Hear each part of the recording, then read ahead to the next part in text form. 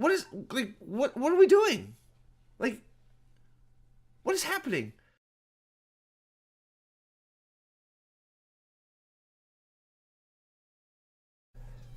Okay, so we got to take a second to talk about this corporeal life form guy. In my life, I have never seen more shit takes ever. The mouth breathing pulled you into a scene. I mean, what is happening with this guy? What is happening here?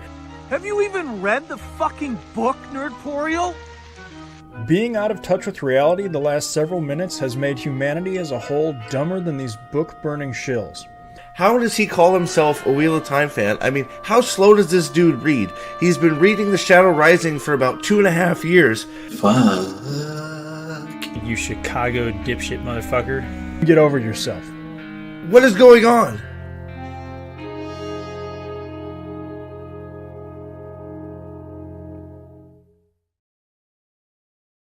I'm Amanda Manethrin, and I approve this message.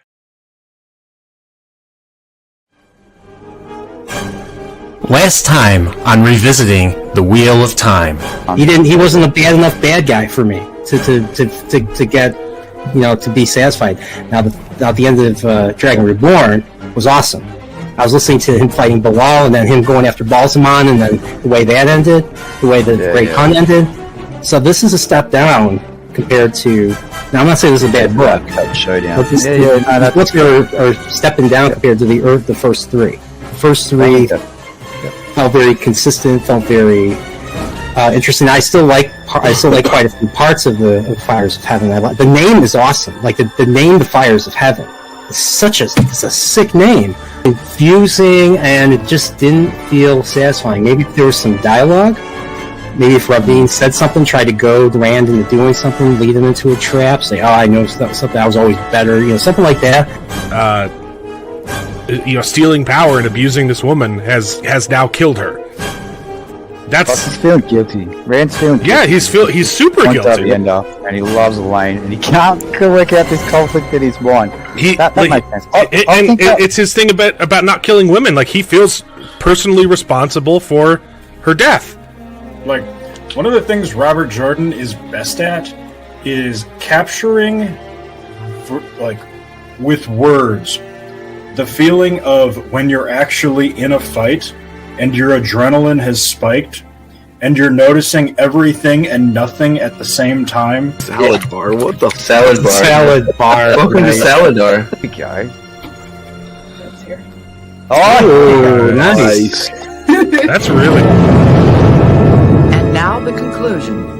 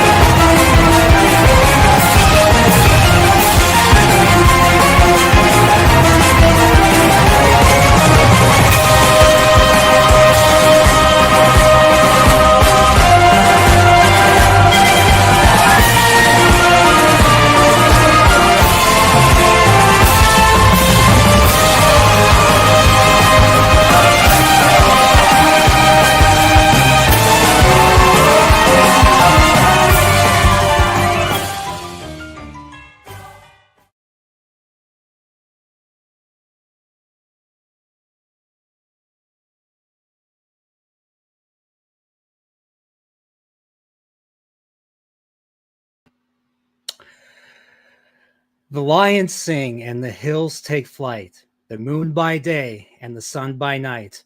Blind woman, deaf man, jacked off fool, let the Lord of Chaos rule. What's up, everybody? Welcome back to the Wheel of Time book club that I've been doing for a couple of years now. So, I am here to talk about the Lord of Chaos. I got this original, one of the original art. So, luckily was able to find one that had a good just didn't have the Amazon logo on there. That's what I really wanted. So, but I figure, the way I felt about the Fires of Heaven, I wasn't sure if I was going to keep reading it, but everybody said Lord of Chaos is the best book, had the best ending in the series, so I wanted to experience this for myself. So gave the series another chance, and we'll get into it. But hopefully, we're going to cover the first half. I'm halfway through the book already. I'm not sure we're going to cover everything. I have not written down any points, so we're gonna play this by ear. But I got a few people here with me that are willing to talk about it, and let's start off with the guy that is technically Mexican, Alan. What's up, Alan? What's up? Thanks for joining me. I can't hear you. Okay, you can't. I can. Okay. I'm not getting feedback in my mic, but apparently you can hear me. Yeah, I'm doing good. Sorry about that weird intro.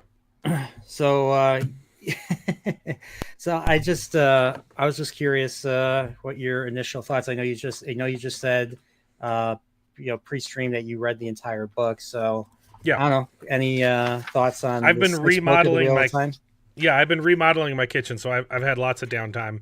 And I had to wait for a Dungeon Crawler Carl stream before I could start the next book, and I may or may not have finished Lord of Chaos.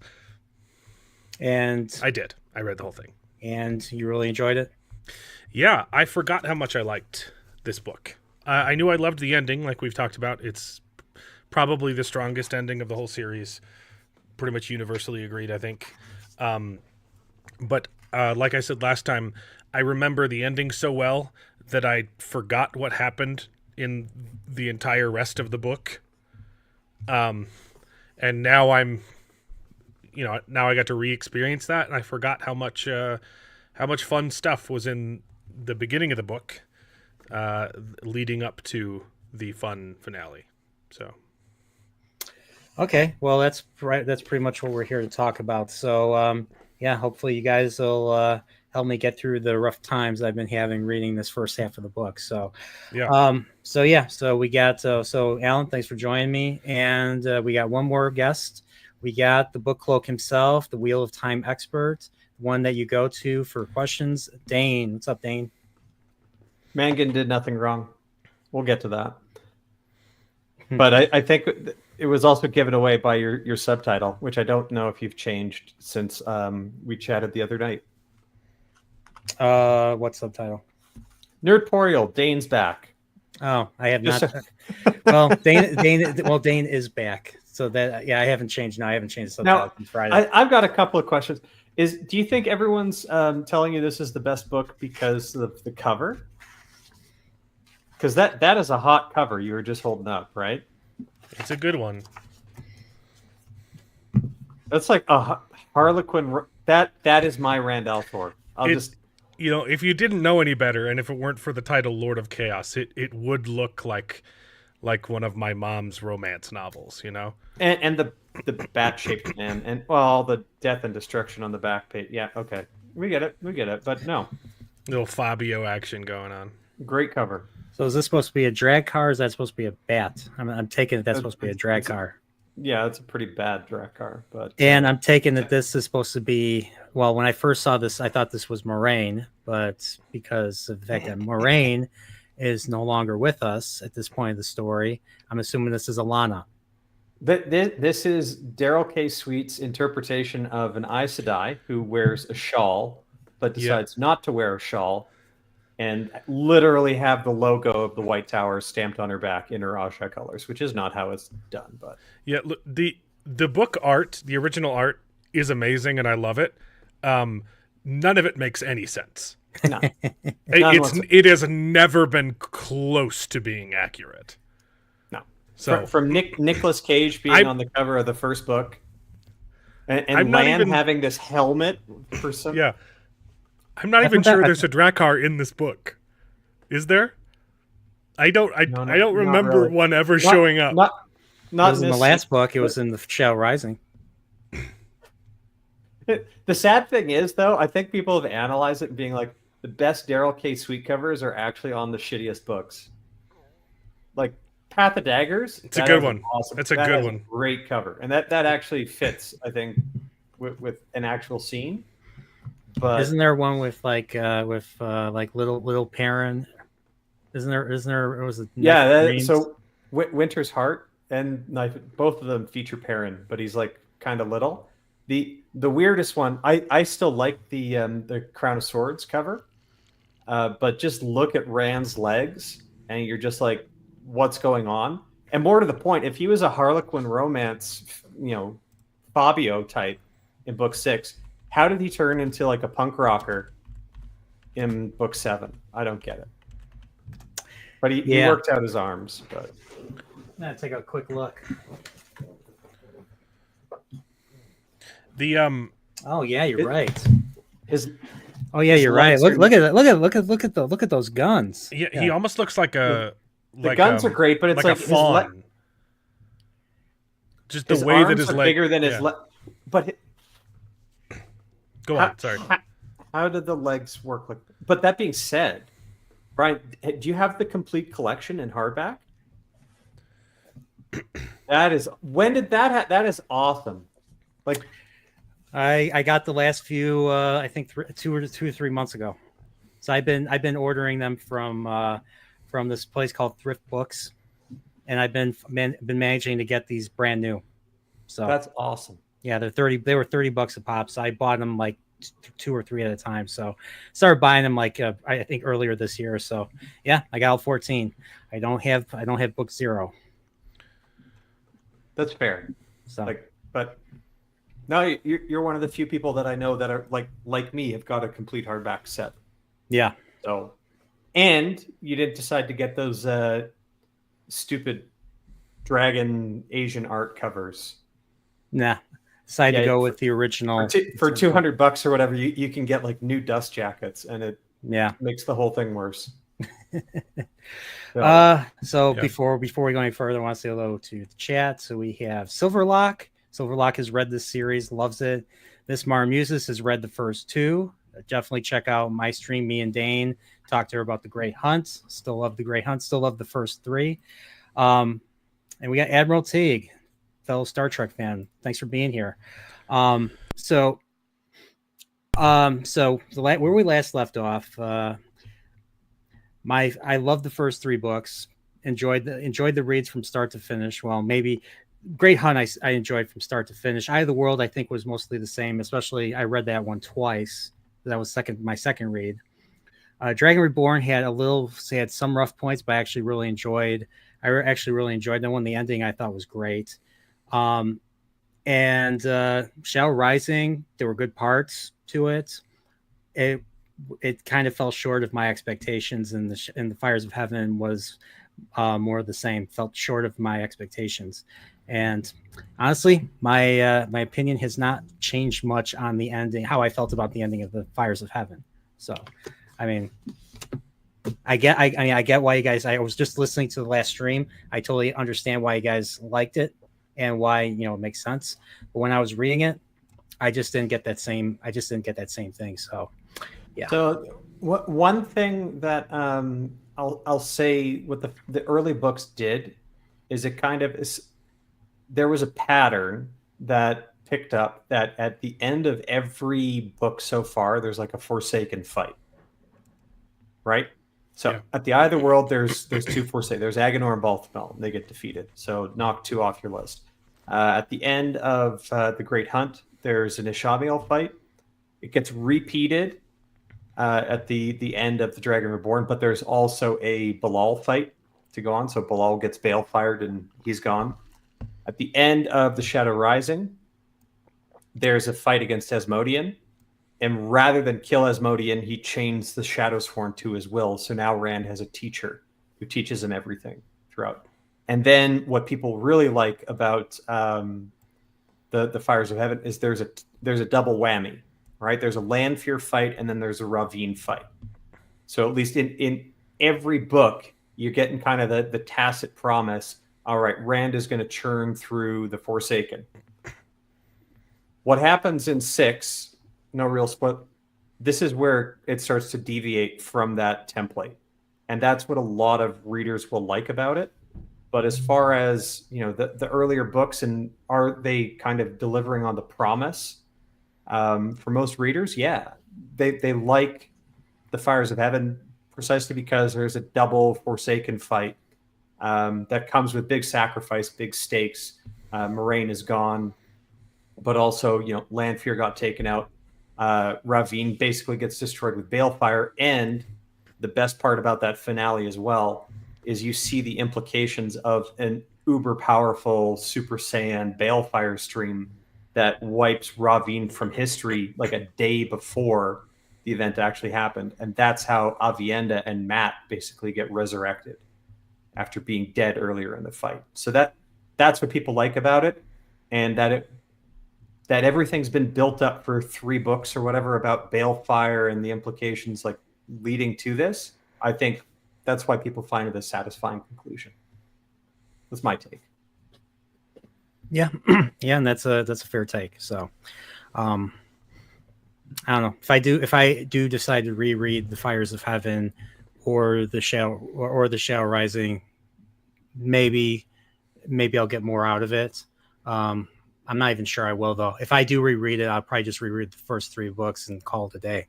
So they're good ones. Yeah. So Fires of Heaven ends with the Ravin fight. Moraine pushes or throws herself and Lanfear into the doorway, and then the doorway, I believe, burns down, so there's no way to retrieve her. It's basically her Gandalf moment from Fellowship of the Ring. Everybody thinks she's dead. So there's that. So one thing I've noticed, interestingly, the Red Aja. What? They're the only ones who don't think she's dead. They spend this entire book thinking she's alive. Yeah, they have because they have the Tower Aes Sedai that we find out they have a warrant for her arrest, for Moraine's arrest, and I'm assuming that they're going to do to her what they did to Siuan. Basically, they want to still her, and then probably get rid of her ultimately. So, sorry, I interrupted your flow. Yeah, well. Yeah, that's fine. The Tower Aes Sedai stuff that started in the Shadow Rising. That was a really crazy chapter. The whole Min's point of view and Siuan's point of view, the whole game changing element. The thing that was foreshadowed in the Dragon Reborn, but this time instead of Siuan being deposed by Elida, it was in the Dragon Reborn. It was Egwene's third trial. I'll be honest. When I was walking and I listened to that third trial in the very late night in Chicago, I'm listening by myself. It's dark out, and I'm hearing this, and it's just. I'm like, is this? That's kind of why I was really looking forward to book 4, and 5 in particular, because I was expecting it to get really crazy. I was expecting it to get really crazy, and part of the reason why I was disappointed was because I felt like it didn't really live up to that. There's a literal crazy woman in charge of the White Tower now. Yeah. How much crazier can you get? Well, and I'm not talking about the character. I'm talking about the situation. I'm just talking about it's still pretty crazy. They were about to kill Rand, and we didn't get really it felt like there was a lot on the line. And so far, I haven't really felt Egwene's paranoia. I haven't. But I was hoping that there'd be. She had to put herself at the center of everything, like she always does. Yeah. Oh, Rand won't succeed without me. Oh. Well, she is. What are we going to do in her mind? She is the main character. So speaking of her, so we get she's acting. She's playing. She's playing the creep. She's playing the creeper in this one. So when Nynaeve and Elaine are hanging out, do this by character. Might as well. We're halfway through the book, so okay. I did not write anything. I'm just winging this right now. So let's get Egwene out of the way. Now the question is, this is probably a read and find out. Does Egwene ever get a room? Because come on, a what? A room. Because she's like, does she get laid? Oh, Gawain, your dreams. Later, yeah. Gawain, feel me. Gawain, kiss me. Yeah, they straight up bang. Gawain, they bang in their dreams. Yeah. Yeah, get a room. Does she get a room? Do they? They get a chair. Do they have babies? Do they have retard babies? the Dane, most do they messed have up retard thing- babies? No. Read and find out. Well, somebody has to. Somebody a something has retard to. baby. Somebody has to be produced monkey from their fist relationship because frog? I know that both of them things happen to them at the very end, and so is there anything that survives of that relationship? This is the most fucked up part about the Gowan Egwene relationship, and I'll say it's a bit of a contrivance, but Gowan, as you know, really doesn't like Rand because he thinks Rand killed his mom. Yeah, which he heard from a peddler in the prologue. And Egwene was in the room when Rand got the news that Morghese was dead, and had the news that Lord Gabriel was Ravin. And she doesn't bring it up. She doesn't tell Gawain. Gawain asks her, "Can you swear that Rand didn't kill my mother?" And she says no. And it's just like, at this point, if Egwene was a semi-decent human being, she could have said, "No, Gawain, I was there in the room when we got news that your mother was already dead." I was asking myself that during the read because I didn't remember if she was in the room or not when that happened. Yeah, I think that's an odd. I think she was around. Robert Jordan made a mistake there. I think he just forgot that she was there, or maybe he didn't. But she's in that orbit, right? So yeah, she knows that Ravin was Gabriel, right? Because that all of them knew it, but it was just done to keep Gowan pissed off at Rand, which I don't think we ever got a very good payoff for all of that. But anyways. Yeah, it's an absolute misstep. Mm-hmm. So she's playing the creeper, like stalking Nynaeve and Elaine in Teleron Riyadh, and of course, she gets sucked into Gawain's dream. So apparently, I forget, the rule is if you go near someone's dream, especially someone who you have a very deep relationship with, you can get sucked into that dream, and there's a possibility you would never get out. You're not yourself. You're actually the dream. You're part of the dream, so you don't remember yourself. Yeah, so they're in full control. So if they have a strong sense of hate or love about you, it gets very difficult to break out of said dream. Yeah, and being in the dream world is different from being in someone else's dream. Mm-hmm. Like the Teleon Riyadh is, when you dream normally, that's not Teleon Riyadh. Sometimes you can slip into it in your dreams, which is why you get some people like flashing in and out. But yeah, they have their own dreams are separate. And I hope what you're getting from this too, Brian, if you think back to the earlier books and you're wondering how the hell did Balsamon get to Rand, Matt, and Perrin's dreams? Because, Perrin gets some dream ability through the wolves later on, but I don't think Rand is much of a dream walker, and Matt certainly isn't. What Balsamon is doing is exactly what Egwene is doing here, trying to find people's dreams. So that's another beautiful part about doing rereads, is later on a mechanic like this will get explained through a character's own learning, like Egwene, and it will elucidate prior events that have already happened. So I got a question. The Eye of the World is textbook for this. Basically, the more you read the series, the more you go back to the Eye of the World, the better that book is. Because there are hints for so much of these mechanics that were set up so long ago. All right, so one question. Hold that thought, Alan. So Balsamon, throughout the entire Eye of the World, Great Hunt, Dragon Reborn, was he just hanging out in Teleron Riyadh, basically? They do it a lot, yeah. Okay. Not exclusively. But he was going specifically to their dreams, not so much Teleon Riyadh. He got there through Teleon Riyadh, but so this like, if I remember correctly, like this is like in between Teleron Riyadh, like this is a void and there's like little specks or something. If I remember the description correctly. Like, so is this like a new? It's kind of like wandering. Is this like a through new space. area? A new area? It's a new named area? It's not a world. But it's a communication method, and Well, the it's called ideal wise Ranriada ones. world, or is it just Yes. another No, dimension it's that connects all the navigating other worlds? No, Like, no. I'm trying to understand the structure. So yeah, Teleron Riad, and then I think doesn't it connect to all like the pattern? It connects to all the Teleran Riad is worlds, like the only- world in the Great Hunt. It's the only constant.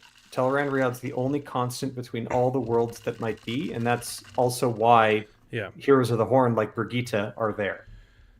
But yeah, this isn't a new space. It's just her visualization of navigating through the weave. Oh, right. okay. So and when she gets sucked into Gawain's dream, she's like traveling the weave to find where he is in reality. It's a very natural process. It's called a nocturnal emission. It's natural so don't be surprised if Egwene You're sneaks 14 and coming of age. If it Egwene happens. sneaks into your dream, you might wake up. I mean, colloquially, it's sometimes also called a wet dream. No, but not Egwene. But yeah, not if you hung out with her for just like a day. It's just like, and it's okay. There's nothing to be ashamed about. Just throw them in the wash, and it's fine. All right. Well, we got someone shaking his head right now. We got a Steve. We got a prophet of the dragon.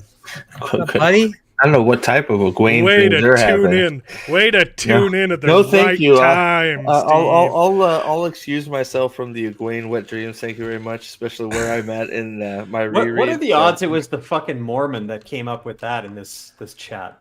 Dude, way to go. Well, decent because I would never have thought of having a wet dream of Egwene. So that's what happens in the book. That's who, Gawain? Yeah. I don't remember the scene of Gawain waking up with a huge erection. He wakes up and his mom comes in the room and he's like, "Oh, don't come in." You're lying. That doesn't happen. I think you guys skipped that chapter. I'm mentally, I may have. Pretty sure you're lying here because anything his mom involving is not. Egwene, I can skip. He doesn't meet his mom. Oh right, sorry, his mom's dead. Oh no, that he's the half breed. His mom's not dead, right? Who's the half? What are you talking Gawain. about? He's the half brother. Galad is the half. No, Galad's the half. Gawain is the full brother. Gawain's half brother. Gawain's the full brother. Gawain's the full son of Morghese, the full brother to Elaine, the half brother to Galad. Galad is the half brother. Galad's to the half Rand. brother to Rand. Got it. Okay. And Galad And is Elaine and Gawain. not at all related to Morghese. It's hard to keep them separate. Hey, if you can read Game of Thrones and track all the families, Wheel of Time is easy. Yeah, I didn't do that. So. Oh, okay. Yeah, well, Game of Thrones has like a nice little glossary at the end. So, Wheel of Time has a glossary, but doesn't have every character. So, if you don't know who the character is, it has the relevant ones. There was a lot of names. So here's another thing that made the read rough was all the names. So I just tried to ignore most of them. Ignore. Yeah, That's it. Following the. If it's an Aes Sedai, they're unimportant.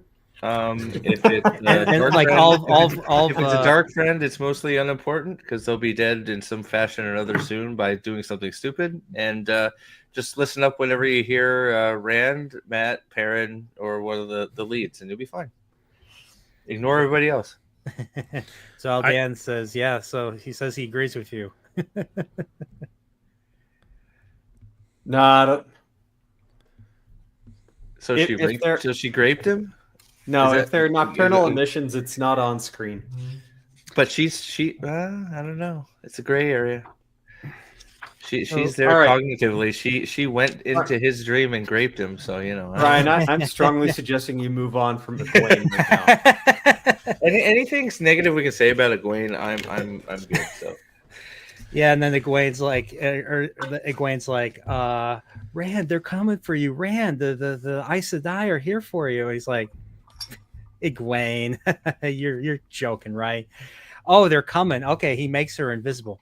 How dare he make me invisible? Even though, how dare he not take me seriously? Even though I don't want him to take me seriously, but how dare he anyways? Because I'm Egwene. And I forget what. Yeah, she's batshit crazy. You haven't hit peak Egwene. People say that Jordan doesn't know how to write women, but yeah, he does. Time and time again. Yeah. But yeah, I think that's the last we see of Egwene, so we'll never mention her again for the rest of the stream. So, all right, there you go. So, can we do the same with Elaine? Elaine. Well, Elaine barely is in this. I mean, she's thank God. Okay, perfect. She tags along Nynaeve. So let's get Nynaeve. I know I'm the only one probably here that thinks that, but that's okay. I know I'm around Elaine's supporters. It's okay. Elaine gets a lot more screen time in the second half of the book. Unfortunately. Oh, does she? Okay. Yeah. I think does she have her own chapter? I know she has her. She has a few POVs. Yeah. Yeah. So I mean, I figured since Nynaeve and Elaine are together, I figured we'll get them both out of the way right now. So they're in the salad bar. They're in the salad bar portion of the story right now. So, so apparently the thing that that surprised me was that Maggedion was caught in the last book. So apparently Maggedion was the woman with the two kids that they came across. Marigan, I think is her name. Yep. At first I'm like, how is that? They would have recognized her, but I forgot like she has the ability to change her appearance. Yep. So and not only that, she can invert weaves. So that's a power that comes out as well. The whole that's the invisibility, or is that different? Well, inverting weaves is hiding the weaves that you've performed. So she can make a mask of mirrors, invert the weave, and no Aes Sedai can see that she is under a mask of mirrors.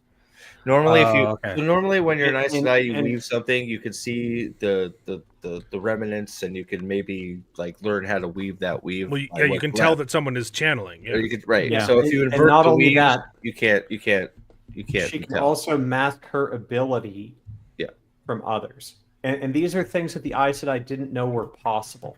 So, for example, you go back to the early chapters, Moraine says, within a moment of meeting Nynaeve, she knew that Nynaeve could channel because she could sense the ability in her. And she also sensed that the ability was coming up in Egwene. Mm-hmm. And throughout later parts of the book, like when Nynaeve and Elaine are in Tanchico, they're very worried about doing any channeling because the Black Aja could sense their ability if they channeled something within an entire city. They would know someone is there. They wouldn't be able to pinpoint it or whatnot. What Moghedien is revealing with how she pulled off the Maragon alias are forsaken, like forgotten knowledge from the Age of Legends, which includes things like inverting the weave so you can't see what they're actually doing, masking ability to channel, so she could pass herself off as basically nobody. And ultimately, what the first half of this book is, they're extracting all the useful information that they can out of her now that they have her kind of chained up with the Idom. Mm-hmm. And they're feeding it to the Aes Sedai as their wonderful discoveries. So I like it. They're maybe keeping a few things back, but I don't think so. But yeah, no, there's a point in the book where they run out of stuff, and the Aes Sedai are like, "Hey, Nynaeve, how come you don't have any new inventions? It's been like a couple months, and you haven't come up with anything new, and you still haven't broken through your block. What gives?" And she's like, "It's because we ran out of questions to ask the Forsaken." Okay.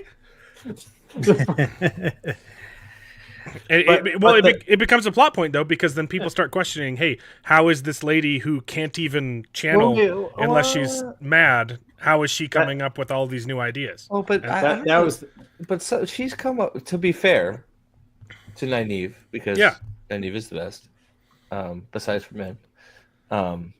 Besides she's come up with some stuff on her own too. I mean, she has. Egwene is the one that Egwene and Elaine are the ones that I feel benefit the most from the Moghedien imprisonment. I mean, Nynaeve, especially later, even more, she ends up discovering on her own. Yes, absolutely. But I mean, fair enough. It's just a plot point in this book. It just happens, I think, beyond the purview of this. He's read Fire and Spirit, so he knows the Logain thing. But I think that's outside the remit of what we wanted to cover today. But That's that is that's why I didn't that say is- I didn't say it. yeah, So no, I was just saying. I was chatting to him the other day, so he knows about that. But what was so great about that is that's a discovery that even Moghedian did. No, and there's another one. I'm in Towers of Midnight. Not to go there. She does another one that is but not. They didn't even know you could do it, and she figures it out. So Nynaeve is Elaine gets her big talent a little bit later. Yeah.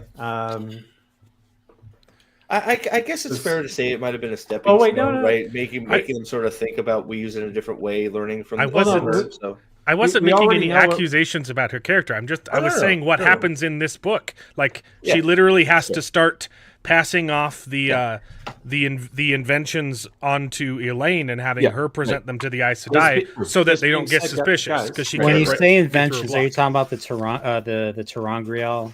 That's what I was no. So Elaine's talent with Terangrial is another new thing because I don't think anyone's been able to make Terangrial since the breaking. But now Elaine can. It's the cool, the big. So what did she do? Did she just simply reverse engineer an existing one? Basically, she studies them. She gets intuitively. She studies the IDOM. Do it. Yeah. Oh, the IDOM. Okay. And that's why Moghedian is actually tethered with an IDOM that's unlike the Shanshan IDOM. Because there's no leash between the two. Well, they just wish it, and they wish it or will it in the dream world until Aran Riyadh, basically, and that's how they had in Fires of Heaven. In the dream world, but then Moghedian made her own. Knocked unconscious, but she made her own. Okay. So they're able to secure her because they were going to wake up before her. They needed one in the real world too. Yeah. Nynaeve figured out who she was. So. They kept her blocked. That she wasn't Saladar. They kept her shielded until... Yeah. And then they were going to figure out who you are, and then Merrigan became the obvious choice because she was the one unconscious woman. And then they secured her with a brand new leashless IDOM. Mm-hmm. Just, anyways. That's cool. Yeah, but I wasn't talking about her physical inventions. I was talking about the new weaves that they're discovering through Moghedian. Nynaeve presented most of those to the Aes Sedai, but then they became suspicious because she still hasn't broken through her block, where she can only channel if she's angry. And so in this book, she starts passing off the new weaves to Elaine and has her present them to the Aes Sedai so that they don't keep poking around and asking, hey, how come you're so smart, but you can't channel because you're dumb? Yeah, so I mean, I'm trying to remember what else Nynaeve does. I know there's a point where she does what? She tugs her braid. She Egwene tugs her braid a couple times too. Oh goodness. Oh my. I do know that I think they get a visitor, Saladar. They get a visitor from someone from the tower, another Aes Sedai, and they're very slow to make a decision. And I forget exactly what they find out, or they find out that they're not willing to make a decision, basically, about whether to come back or not. And I think Nynaeve just feels this urgency to leave, and Elaine's like, "No, we're not leaving." And Elaine makes sure that she doesn't leave with the help of, I think, Birgitta and what's his name? Tom? Uno. Oh yeah, Uno's there. Yeah. Guido Kane is there? Shut up, Steve. Guido Kane, indeed. Oh, sorry. What? Guido Kane is official, right? What's funny is when I read Uno, I think of that actor. I think of that actor now. I don't. I think of in the street. That's what I think. I'm sorry. It's so I mean I could thank the show for capturing. So when I read now, I think of certain actors. I don't think of I don't think of the main cast at all. I don't even think of Rosamund Pike. But for some reason, but Uno is a 5'3" blonde manlet. I do think of Uno's actor. I do think of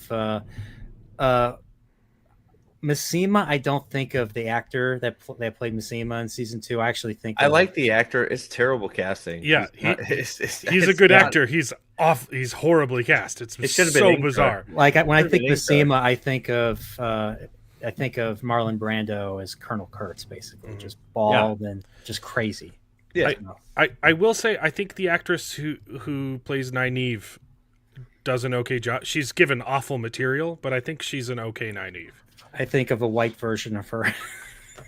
That's Nynaeve for me. It's hard to separate the bad.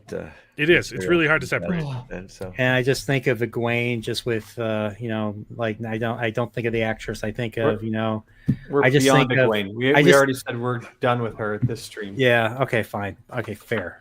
So, but I think the one thing that stood out, there are two good moments with Nynaeve and Elaine.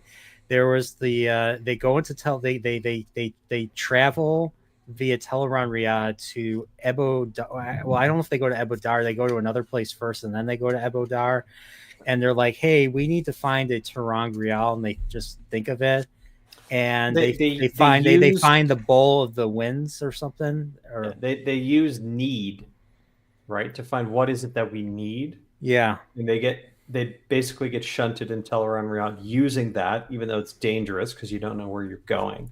But they get to Ebu Dar and a cache of Terang Real or whatnot, and ostensibly to fix the weather, to fix this summer. Like, it's already kind of late summer, but it's not getting any colder. So I got a question. So this is how I was imagining the room with the Terang Real and all that.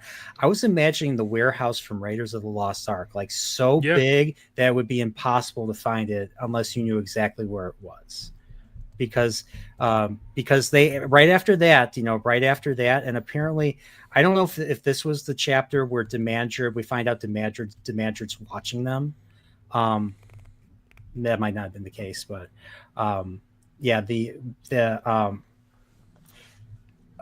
where was I going? I had a thought and I lost it. It went back in my mind. Girl. Lost Ark. Yeah, so the bowl of the winds was like, like was in this place. I don't remember if they ever encountered anybody else there. I know Demandred. I don't know if Demandred was watching them when they were in the tower. So I forgot there was a whole nother section where they were in the tower and they go in with the Aes Sedai and the Aes Sedai accidentally start up a nightmare. And so this is like one. So instead of having an obligatory Trolloc fight or Trolloc ambush, we get a nightmare instead. So this was a brand new thing that, I mean, I'll say it was, was a welcoming new thing. So it wasn't just your typical, Trollocs come and then they all die and everybody, all the good guys just come off unscathed unless you're Parent. If you're Parent, then you're gonna be wounded because you're Parent. But it's also supposed to amplify the frustration that both Nynaeve and Elaine are having with the Aes Sedai, because they deliberately warn them, like, don't have stray thoughts, deny reality, Teleran Riyadh is dangerous, we're teaching you this stuff. And then it's the Aes Sedai that have a nightmare, and they trap all the rest of them in there, and everyone nearly dies because of them. And then it's wonderful. Just can't shut her mouth about it, being like, it's all your fucking fault, you idiots. Let's just say that would have been a wild way to end that storyline, was just have them all die in the nightmare, and then, oh man. But this is not Martin, so we can't really do that. So, but that's one of the big themes I've been noticing. Is just the Aes Sedai have just like, everybody's getting fed up with them. The Aes Sedai are just they're fucking hubris. Yeah. Just wait till you get to the spanking. It's the best part. Season 1. Good job, Dane. Way to reopen old wounds.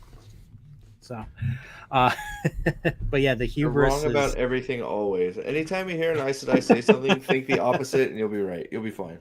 Yeah, that's literally the truth. Aes Sedai are the. And people say that Jordan can't write women. It's amazing how just everything they say is wrong.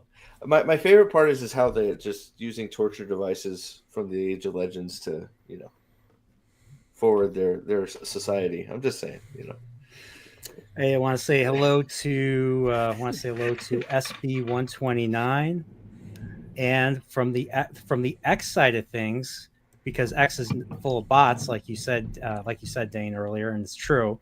We got Viking Moose. Oh, Isn't that Mark? Oh, Dan.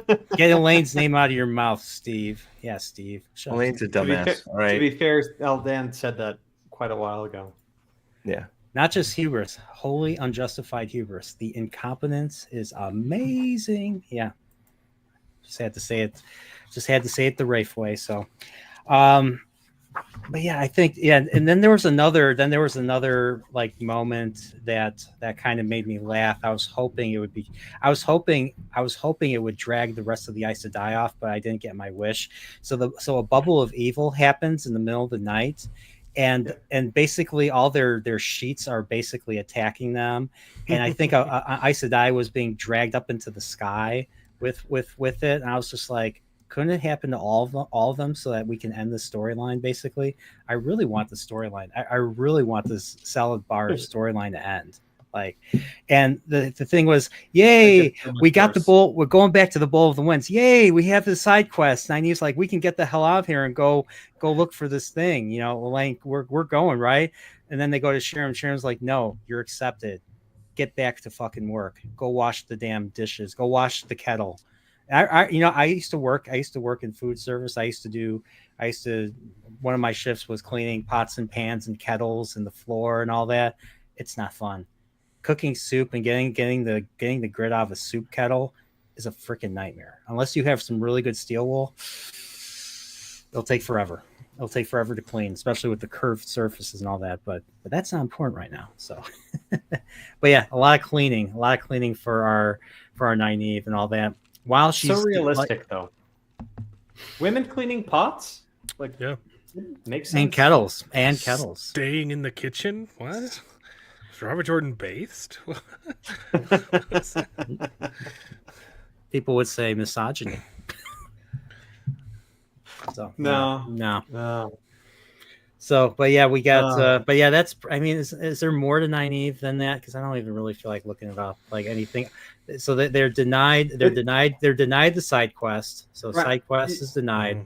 So all this stuff pays off. The latter half of the book, you're gonna like it. Like there's a lot they do end up going to Abu Dar. They do like this is their mission, right? It's so Abu Dar does pay off in this. I thought it was gonna be the next book. They get there in this book. Yeah. Okay. So it's the back half of it, but how they get there is very satisfying because there's an element missing. They need another MC to come along with them. So just buckle up. That scene is so fun. It's so fun how there's a lot of fun that kind of, and the whole journey down there is just, oh fuck, it's great. It's great. So where I left, so I have not finished. I'm on currently reading chapter 30 right now. So it's basically the second half of the. So Nynaeve comes back in chapter 29, and that chapter ends with her thinking about Elaine and thinking about her situation while simultaneously healing Logain at the same time with fire and air. Mm-hmm. Yeah, she finds the hole in him. And she re-snips him. She re-snips him basically. So uncircumcises Logain. Yeah. So now it's got all his channeling wiener works now. So there you go. But as far as the Abu Dar plot goes and whatnot, chapter 38, that's so you're close to it. It's not going to be immediate, but chapter 38, 39.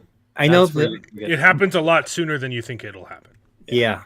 I know the chapters in the 30s are pretty much all like the Aes Sedai and Matt, and I think even there's a White Cloak chapter or something that I'm curious about. I haven't gotten there yet, so we won't discuss it. But you're literally on hump day. Okay, like this is the rest of the book is just paying off the first half of this book. Like once Logain gets healed, all of the pieces start falling back together, and it's really fun. I'll keep that in mind. So I figure we did. So we got a really brief part of the prologue with not Perrin but Fael. So I actually thought that part of the prologue was interesting because we got to see how much how much the two rivers have changed since the since the Shadow Rising, since they fought, the Trollocs and all I'll with the say White here, Cloaks. Brian, is what I was bitching about the most about, especially the show and how they ham-fisted the diversity. This particular scene, from Fael's point of view, recounting all the changes that happened with the refugees from both Ameth Plain, it's going to make no sense, and Terabon. Yeah. What's great about the Wheel of Time is it's an American fantasy, and here there's nothing more American than give me you're tired, you're hungry, you're poor, and they come in and they enrich a place, right? That's what he was going for as far as a particular theme. Yeah, they brought new. I mean, their people brought different skill sets to the region, and especially to poor Senbui, who is now has to he's losing his compete. roofing business. Yeah, he's got to compete with clay tiles. Yeah. So, yeah, I mean, but there are other folks who think, oh, there must be gold in them. They're mountains, kind of thing.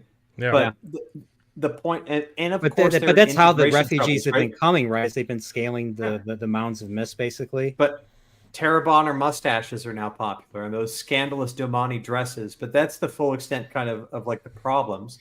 The thing is, well, and Perrin beards are popular too. But a wonderful moment to highlight this, right? Highlight the benefits of diversity and immigration. It's there in the books, right? It's there in the text. If there was ever a progressive talking point that you could kind of show, it's this part with Fael in the prologue of book 6. The show had no patience to wait for it. Yep. And that's to the detriment of both show and story, in my opinion. Yeah. If they do this in the show, what the hell is going to happen? It's going to be a whole, imagine a whole bunch of white people coming. They'll defund the from White Ameth Cloaks. Plain, and all of a sudden, defund the So Eldan, I'm currently on chapter. I'm in the middle of chapter 30 right now. So Logain just got healed, and I'm that's in 29, reading, right? Yeah, that was at the end of 29. So now the ramifications are in chapter 30. So you haven't gotten to the reactions to that where he's the best part you're like right there. So I am only at the part where Nynaeve tells Elaine go and tell Sheriam and Sheriam alone, and then who comes back? All the Aes Sedai and everybody comes, and I didn't get beyond that. But if I was Nynaeve, I'd be like, Elaine, I'm going to pull your hair for what you just did. The best part is Logain just pretends he tries to pretend like he wasn't healed, because it's like his word. No one's believing Nynaeve at this point because she hasn't had any new inventions in a while, and so he's like, "What do you mean? I'm not healed. You don't have to shield me anymore. Just let me go." It's great. Yeah, and I did like how he recounted the Eye of the World. He recounted the Eye of the World and how he spotted Rand, and he saw like a, what did he see, like a gleam or a twinkle from, and then he laughed. That's his talent. This is another payoff. And I couldn't help but think of the show's Logain doing this, where he was looking at Matt the whole time. But no, I don't think of Logain as the actor from the show. I think of Errol Flynn when I think of Logain. Tall, handsome. Yeah. That type of deal, swashbuckler, swaggering. But Brian, that's what I think of Logain. Here's a great thing: the Taviran glow talent, as when that got established, that someone who can see Taviran, Swan Sanche could do it, because that's what she says to Moraine and Faldara at the early in the Great Hunt. She knew that Rand, Matt, and Perrin were Taviran, but Rand in particular frightened the bejeebus out of her because he glowed so brightly.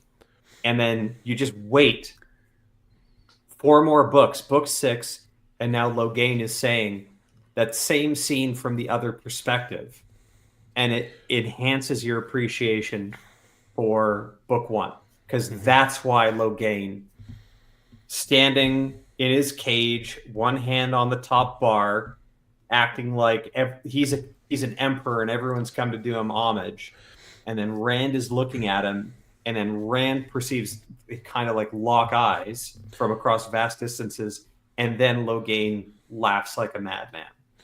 Yeah. Because what else can you do? It's just like, all right, I'm obviously not the dragon. I'm captured. I'm on my way to get gentled. And there's a guy who basically shines like the fucking sun. What can you do? This comment the comment you just dropped is interesting though. The thinking that Nynaeve healing severing was too easy. I don't know if this is correct, but my interpretation of it has been that the reason why the main characters are so overpowered is because the wheel or the weave is overcompensating for after years of the Aes Sedai basically unintentionally weeding magic out of the world by stilling all of the men. The Aes Sedai have gradually become weaker and weaker and weaker, and the wheel is overcorrecting, and all of our main characters are 10 times as strong as the regular Aes Sedai. No? They are, but they're none of them are more powerful than the most powerful during the Age of Legends. Yeah. Right? So there's an upper limit of the power level. So no one's getting powered up higher. Right, but compared to the current Aes Sedai, they're... Oh, yeah. You're seeing people at power levels that haven't been seen for a very, very long time. And for example, the amount of Ashaman that Rand is able to basically recruit almost right away, like it defies prediction, and that becomes a plot point later on in the series. What do you mean defies prediction? Well, because the Aes Sedai hear about the Black Tower and they decide to do something about it. And they're thinking about doing something about it. This is very minor spoilers. They're like, we've had like only a handful of people that could channel like false dragons in the last couple of decades. And there are rumors that there are dozens of men who are learning to channel it. That's got to be fucking bullshit. Let's send some sisters to take it out. I think I almost just spoiled the second half of this book. Rand doesn't go back and visit the Black Tower until the second half of this book, right? It's not a big spoiler. When he goes back to visit, he's surprised by how many people they have. Yeah, well, if I remember correctly, we haven't gotten to Rand yet, but Okay. Rand does go back, and let's just say he gets pretty desperate, and he has to send them out to do stuff. Yeah, it is the second half of the book where he goes back and he gives them their ranks, right? Soldier, dedicated, Ashaman. That's in the chapter 42.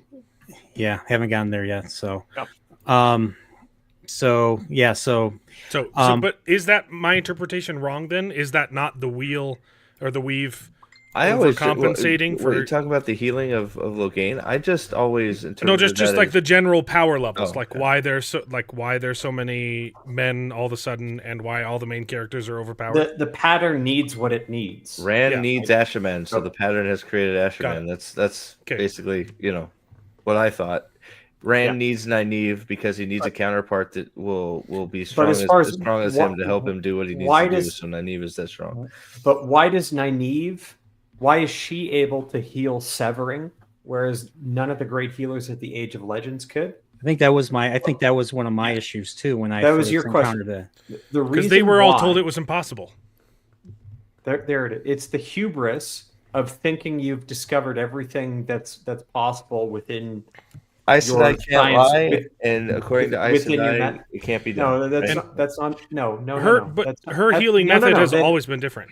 Yeah. No, the lying stuff. That's beyond Age of Legends. That's the current Aes Sedai. Oh yeah. True. Enough. In the Age of Legends, they believe they discovered everything there was to learn, and they believed wholeheartedly that air and spirit and water were the healing weaves. So why use fire in anything healing?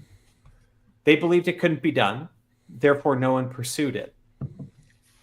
You fast forward 3,000 years, you have an ignorant culture that doesn't believe in, doesn't have that body of knowledge, and they'll make a breakthrough.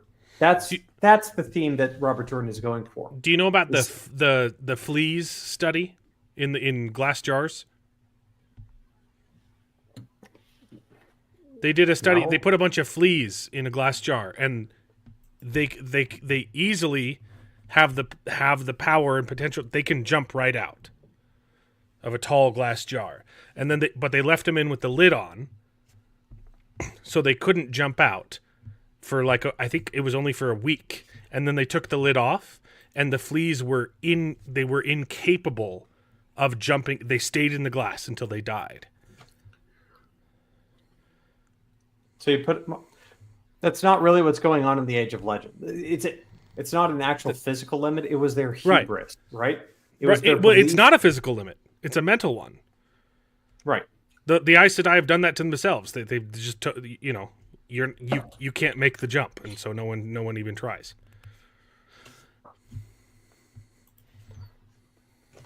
Anywho, the fun thing about the primitives of the Age of Prophecy is essentially they make breakthroughs that the Age of Legends people couldn't even fathom, because the Age of Legends people weren't willing to challenge first principles.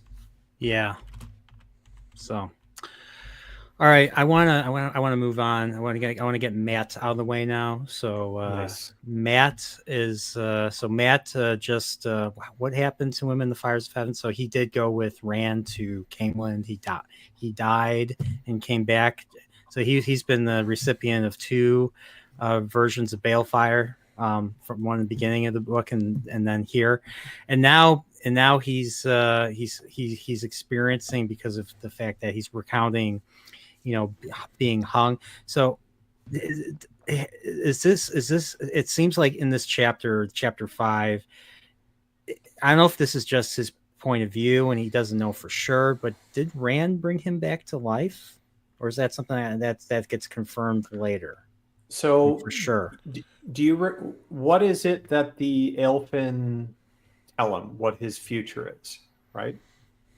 Elfin, are they the fox people? No, it's the snake people from the Stone of Tear. The Elfin. Yeah, they say what do I have? They say you have to go with Rand, or you have to go with him, or he will die, and you will die. Ruidian. Yeah, to Ruidian, and yeah. But what are the three things from his life that we know need to happen? He has to marry the daughter of the Nine Moons. Yeah. To die and live again, and to lose half the light and have to give up half the light, which light means of the world to save the world. He loses an eye, basically. It's not hard to tell. Full Odin hood. Yeah. So what your question here is, did Matt fulfill that middle prophecy? Did he die and live again? There are two candidates. One is when he got hung from Avendesor and Rand saved him. Yeah. Right? Because he gets hung, and then at the end of that chapter, it's like, holy shit, it's been a week. Right? So how long has Matt been hung up from the tree? Did Rand emerge? Has it been a week? Was that confirmed? I don't remember that. Yeah. So they were gone when for a long Rand time. and Matt returned from Ruidian, they say it's like, well, it's been several days, and Moraine and Avienda still haven't returned. And Couladin is really pissed off, right?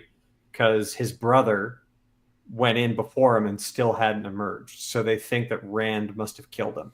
But in essence, that's the shock for Rand and Matt when they come out of Ruidian, as well as for the reader. Because I don't think he was hanging for a week. I thought time went by differently in that new other dimension. It's an open question as to whether or not Matt was really dead, hanging from the tree, or just mostly dead, right? Because we know that, like, close to death. Yeah, could have been. I don't know. So the other candidate for the die and live again is the Balefire ending of Fires of Heaven. It gets answered at the end of the series, but take your pick. It's no spoilers. One of those two is the fulfillment of that middle prophecy for Matt, that he has to die and live again. I'm gonna put my money. That question. I'm gonna put my money on the former instead of the latter. So you think it was the hanging? Yeah, that's what I'm thinking. Oh. When did they answer that question? You'll have to send me a chat. I don't remember them specifically talking about that again. The right answer is Read and find out. Yeah, I know. Well, towards later. It's yeah, I'll send you a side note. Yeah. But it is a minor plot point. I'll tell you about it. But you apparently, Brian, did not like chapter 5. I liked the end of chapter 5 when we meet a certain Alver and all that. I thought that was the highlight of the chapter. The rest of it was just, he's asking this girl, "Hey, are you the daughter of the Nine Moons?" No, no, I'm too busy. I'm too busy cleaning. But dance with me. I'll dance. And then they dance, and he remembers moves from doesn't he remember moves from all the different ages or something? And everyone's like, "Yeah, man, who the heck who dances like this?" He does. It's the Knight's Tale scene where he teaches them a dance from that doesn't make any sense. But this is also where Jordan is imparting the military knowledge, kind of cool. If you want, the best part about this is Matt here he's like a 20-year-old dude in a ruffled up green trench coat with a frickin' fedora. Yeah. Going around macking on chicks, gambling at night, drinking too much, and he has a whole fucking army that's just devoted to him. I love the Band of the Red Hand. It's so good. He never wanted or asked for any of it, and he's just the general of an army because there's no reason for it. And they're the best. They're the best freaking army out there. By far the best. By far. Except in this book when they start simping for Elaine. That's only a handful of people, and spoilers. Last that long. Sorry, Jesus. The band, it's so funny though. I love that part of this book. So what it's setting up here is basically how does Matt know any of this? Well, it's from those memories that the Elfin kind of gave him. But he was always kind of interested in battles. But it's all right, I've got these 20,000 men. They all they would have died without me. Now they all freaking love me. They're all kind of mercenaries. We're going to do our duty, but me I now feel responsibility for these idiots. So I'm at least going to inspect one thing in my army every day because that's what I gotta do. And I'm going to go around town and I'm going to make sure they're not doing this or that and make sure there's order. And Rand's asked me to do this master thing in his master plan. So that's the other thing going on. You haven't clued in yet. Matt needs to take a massive army down to Tyr to then take command. And he needs to be seen doing it, and he needs to move slowly with all haste. Yeah, so this chapter 5 takes place in Mayron. Where is Mayron? I don't even know where that is. Southern Kyrian, across the river from Andor. So it's kind of on the way down to Tyr. So isn't there a sister town across the river? Was it Erangel? Yeah, I remember correctly. Yeah. All right, so it's south of Kyrian, right? Southwest or something. Okay. But yeah, and we don't see Matt, so they go marching south, and we don't see Matt until chapter 22. And this one was an interesting one. So obviously, I think obviously being attacked by Trollocs and Shadowspawn, he gets attacked by a handful of Aiel. I'm assuming it's the Shido. And apparently what's more mysterious is that the Aiel come through a gateway, come through a gate basically. So I'm like, I know the Aes Sedai are in cahoots with the Shido, but I don't know which of the Forsaken are in cahoots with the Shido. So that is still a mystery to me at the part of the story that I'm in right now. So I'm curious if that pays off this book or does it pay off later after this book? I'm just checking here. There might be something in the prologue. So in the prologue, we meet Savannah, and they're meeting with the Aes Sedai, and then I think we meet one of the Black Aja there too. So, and I think that's all we get of the Shido, basically. It becomes clearer at the end. I can explain once you've read the whole book.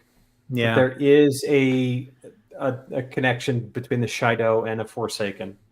And so it might not necessarily. Okay, then I won't. Okay, that was just a question. So I'm assuming it'll be in an upcoming book or something. So maybe maybe after the epilogue there might be something referring to aftermath of a certain scene where Savannah is involved or Shido. I don't remember. I know certain Aes Sedai ends up there. So at this point, and you have to remember too that the timeline kind of jumps a little bit depending on what character. It's not a pure chronological narrative. Although it's probably actually in book 7, if I recall correctly. So events need to happen, and then all the Shido who've been kind of gathering up on Kinslayer's dagger. That's more when they're activity. But I feel like there's a note in the epilogue about something with the Shido. Like there's an ending to a story with a certain Aes Sedai. It's either the epilogue or the prologue of Crown of Swords. Somebody ends up there. Although I don't, so Matt finds signs at the gateways for you to transport the. Okay, yeah, and the other thing I'm curious about is the fact I didn't even know there were tinkers in this part of the world, but apparently there's a tinker caravan that gets completely slaughtered. I'm assuming it's by the Shido, but I guess I'll have to find out. And it says "Tell the Dragon Reborn." So yeah, like I said, I'm curious how that pays off. But the thing that I really liked about this, especially with Matt, was Matt had the stone stands moment. Rally to me, rally to the stone. And then, of course, first Rand had that in the Shadow Rising, and then Perrin had it later in the Shadow Rising, where they had that little fight. He's like, rally to me, two rivers. Here he's like this, rally to me, Red Hand, or something like that, because he's being attacked and the rest of them are freaking sleeping, and he sees the Aiel. He sees the Aiel coming. He knows that he's in danger. And what's his name? Telmanus, his right-hand guy, is drunk out of his goddamn mind, and he's just singing. He's about to stumble into the Aiel, and then he basically shouts. He's like, "Rally to me! Get off your horses! Get up off your asses!" And he basically becomes, General Matt at this point. So I actually really enjoyed that fight. It's because he's a softie. It would have been more strategic to let Telmanus die so he could get the drop on them, but he saved his life instead. Yeah, he wasn't willing to do that. Which he reaps the benefits of later. Turns out to be a very wise decision to save Mr. Telmanus. That's all. So Telmanus is going to do some great things. Telmanus is great. I'll just leave it there. He's a good character. Okay. All right, I'll keep that in mind. And apparently Alvar. So he encounters Alvar back in Meron. Alvar's about to. All Alvar did was was sitting on someone's horse, and they were going to kill the kid. And then he's like, "I'm going to kill you if you hurt the kid or something." And he's like, "Okay, you're going to stay here. You're going to take a bath, and you're going to eat, and just stay with these people." And so he finds out here that Alvar just kind of snuck into the army and went with them. And so now Alvar's going to be like a messenger or something. Alvar quickly becomes the band's mascot, and it's the best. Okay, yeah, that's one. So I'm actually liking his character so far. Alvar becomes just like, a son to every man in the Red Hand. Have you gotten to the part with where Avienda and Matt, or? No, not yet. Okay, all right. So we covered Matt. So now I want to cover the Forsaken now. So might as well start off with the very first part of the prologue, which I really did enjoy quite a bit, and it's of course Demandred. Basically showing up to Shale Ghul, and we learned quite a bit about Shale Ghul. I just love the way I mean, this is one of the few times I actually really enjoyed Jordan's prose, the way he wrote and described Shale Ghul, with lightning being in reverse, shooting from the ground up instead of whatever. And Yeah, it's pretty crazy. So this answers a mystery that's been going on since the Eye of the World, and it's why are Shadow Spawn abducting people in the Borderlands? Well, we find out here why that is. So apparently they use people as raw material, either for bringing people back to life or to turn them into Thakandar, if I remember correctly. Well, they fuel the forges. So they throw them into the fire, basically. I think the souls, if I remember, and I'm going, they need to make the Thakandar blades. They have to kill people to corrupt their souls to be able to taint the blades enough to make them, I guess, cursed, for lack of a better word. It's the quenching process. So they have a hot blade, and instead of Am I normal close, blacksmith, I'm close, yeah, right? What a normal blacksmith does to quench a blade, like when you do the final heat treat. Sorry, has anyone watched like a ton of Forged in Fire? Yeah, I know what you're talking about. Yeah. Instead of heat sticking it in oil or in a water or a blend or whatnot, they stick it into a living person, and that's what kind of gives the So they're basically sucking evil the soul mystical out to power corrupt of the Murdral blades, the Thakandar blades, the blades that give Tam, a tiny wound, but it starts festering such that they end up dying from it, right? That's what they need. So that's why they're raiding the Borderlands and kidnapping people, but they've always done that. Is that basically so? Is that what they do to everybody that they kidnap? Like, especially we find out that Jacob Carradine's sister-in-law was a bride, and she got carried off by a Murdral. Some of them they eat and kill and screw because they're evil, but Jacob Carradine's anybody related to Jacob Carradine probably got a lot worse than becoming a Thakandar blade. We'll just say that. Like being used in the quenching process is way too easy for. They probably rip them apart. So they get impaled by. It's basically like have you seen any forging? Yeah, I've seen the hot blade goes into the water, it quenches. I took material properties for school, so yeah. So the blood, instead of using oil or water, they stick it in. Bring it to a higher temperature. And cooling it basically. So. Right. Yeah. So the cooling is sticking it in the body, and cooling it with the blood of the dead of the living person as it dies. Is it an excruciating process? If you got a sword stuck up your butt and it sat inside you, boiling your blood while it cooled, I'm pretty sure that would be horrible. Do they use the butt as the entrance? Don't worry. Sure, why not? I just made that part up. I mean, it does make sense. It would fit the whole blade if you start from that end. You see, Star Wars has taught me anything. It's totally survivable. That's true. Because it's sort of like a lightsaber. You would want to quench the entire blade, not just a portion of it. Though. Oh, sorry. Okay. I still have not finished that show. I don't think I ever will. Don't worry about it. You're good. You're good. They did announce, by the way, Andor season 2. Well, that's probably a good thing. So think about how excruciating that is. Okay. And hear me say that Jacob Carradine's family is going to get worse. Oh.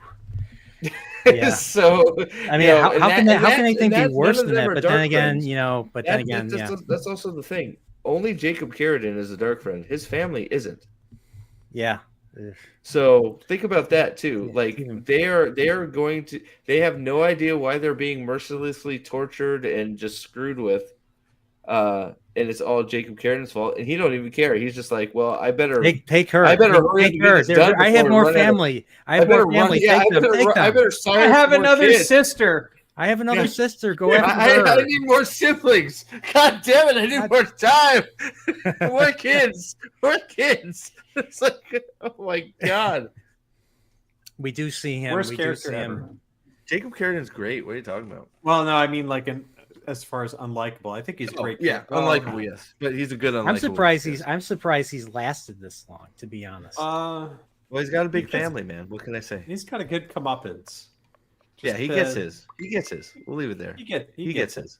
That's all right. right. So wait, Which means he gets a kingdom because he works real hard for the Dark One, and when he wins, the Dark One makes him immortal. So we're on the Forsaken. Yeah. So let's just run through our 13. Well, it's easy to run. Who's left? You got so Asmodean is dead. Raven's dead. Agenor and Balthamel come back as Osengar and Arengar. I mean, it was very easy. It was very easy to figure out. This is a key point. This is a key point here, Brian. He comes back as a woman. Yes, he does. Yes, she does. Yes, as punishment. Yep. Well, it's because it's because they only had a couple of bodies and they didn't have another man, I guess. No, the Dark One has a good sense of humor too. He loves it though. He ends up loving that shit. But what does the Dark One say to Demandred? Is like, even I cannot step outside of time. Yeah, he can't. So he can't help Raven. So Balefire, but it's not just Raven because it's Belal as well. Because Belal got Balefired by Moraine. Yes. Yes. And the Dragon Reborn. Yep. So those are basically the two that you could say. I was actually kind of I was a little disappointed with that moment in the Dragon Reborn. I mean, I get why it happened, but I was expecting Belal to pull a trick up his sleeve and somehow managed to I get it to know what it is, because maybe it's because I've watched too many shows. Like you think you got one up on the villain, and the villain has another trick up his sleeve, but then it's then they subvert it by doing something else.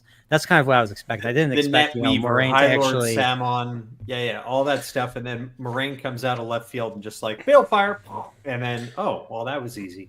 Hey, I gotta peace out because I gotta get ready for my own show at 7. So tell us so quickly tell us your thoughts on Mazrim Time. Mazrim Time is fantastic. Yes. And he just gets better and better. So I don't want to spoil anything. Big is Mazrim Time. Mazrim Time is my favorite character in this. Mazrim Time is very entertaining in this book, and he gets more and more entertaining at later. I am suspecting that he is barely in the book in the upcoming books. Like you see him maybe once or twice, and that's it. That's what I'm thinking. And then he comes back at the end. So basically, yeah, you get little glimpses. So yeah, I'm curious. Speaking of Mazrim Time and Demandred, so I know all about the whole Time Mandred thing. So if Demandred was Mazrim Time, what's his game playing as this false dragon, playing this part as a false dragon? What makes you think Demandred is Mazrim Time? It's the most common theory. So he's aware of this, and it's quasi spoilers, but it's not. Because I think, Brian, you know enough that like original book theorists, like this was the big kind of plot theory, but it's also in Robert Jordan's notes about he wanted to go this way, but it got found out, so he ended up changing it. So we know that it I just didn't know how much the plot is essentially he left himself enough wiggle room that perhaps if Demandred was Mazrim Taim, that Demandred was not actually the historical Mazrim Taim, because we only meet him when he comes to Rand. And Davram Bashir even says, like, wait, is that you? And I shaved. I shaved my beard. That's the theory I like the best, was Demandred was tame and was just, they both existed at the same time. So he did like a Tom Ripley type of deal and just took over his identity or something. Maybe he killed the real Mazrim Time. Yeah. Well, even if Tame, it could have been Demandred and Tame existed at the same time too. Just Demandred was impersonating him and then getting him in place. There's all kinds of theories about it. But at some point, Tame was I still don't buy that Demandred is not Tame in some aspect somewhere. It just the only other way to explain Taim as a character is what you'll end up hearing. It's like he was not a good egg. He is a dark friend at the end, because that's the only way someone could get as old as he appears to be. He appears to be 35. That's Rand's first impression. But what we know about people who can channel and that their aging slows, and we know about the Taint, the only way he could have advanced to said age in appearance as a channeler is that he was channeling for a long ass time and didn't go insane. And the only way we know that people can do that is they swear their soul to the Dark One. And they have that, they have that little black cable that allows them to. They have that connection that sluices off the taint, and they don't go insane from it. Yeah. So, at a high level, maybe Rand should have been more suspicious of him all along. But I mean, he has Lewis there and basically screaming at him to kill him. Yeah. I mean, you got to remember too. A lot of this is Rand knows, but he's got no choice. He's he doesn't trust Tame fully ever. Doesn't even like him. He's what he's got, and he needs to train an army. And he's just sort of pulling a mat, rolling the dice. To fight future Aes Sedai and to fight future Dreadlords. So all right, Alan, I gotta go. All right, I gotta go. But the highlight of the whole book is that Balthamel comes back as a woman, and it's a punishment. You got to watch? Don't watch the movie. I haven't seen the movie. It looks awful, but you need to watch the trailer for the movie The Assignment. It's the funniest thing you'll ever watch in your entire life. Okay. The Assignment. It's Michelle Rodriguez. Oh, God. Plays a man. Oh, fuck off. Who gets turned into a woman by his arch nemesis. Wait, what? No, watch the trailer. Okay, it's Balthamel. That's what happened. It's so funny. But I gotta go. It's been a pleasure. Keep reading. The rest of this book is fantastic. All right, bye. Take care, Alan. All right, and now we got an SB 129 has to go too. Thanks for being here, and I hope to see you in future streams. All right, so, but yeah, going back to Demandred. So, yeah, it was. I just love this portion right here, Shale Ghul, and we meet Shader Haran for the first time. So, I literally thought this was the same Murdral from the beginning of the Great Hunt and the Dragon Reborn. So apparently, it's not the same. No. Mm-mm. So I know Robert Jordan said like this was a revision or a version of Shader Haran, basically a tall Murdral that can. He's like a head taller than all the other ones, and he's literally the hand of the Dark One. Yeah. I like how they. He pretty much is basically, since the Dark One doesn't have like a body or a form, just Shader Haran kind of represents that basically. Shader Haran is he's the one that gives the orders to the Forsaken, basically, and if the Forsaken come out of line, he can pull away their channeling ability or something. Yeah, Shader Haran is basically the Dark One. If I'm gonna, hand right? He's the pinky of the Dark One. The hand. So, his name means the Hand of Shadow. Yeah, he's like the one Murdral with a name. The Forsaken are a bit put off by. They don't realize. Yeah, I don't even think. Is that accurate?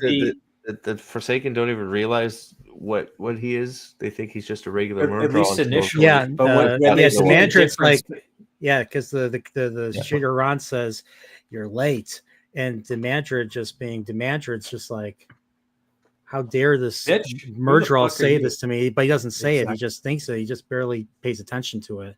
And he's like when he's an audience with the Dark One, he's like, oh, you can leave us now. And Shader Haran doesn't move at all. Just stands there, watches and all that. Yeah. In a creepy way.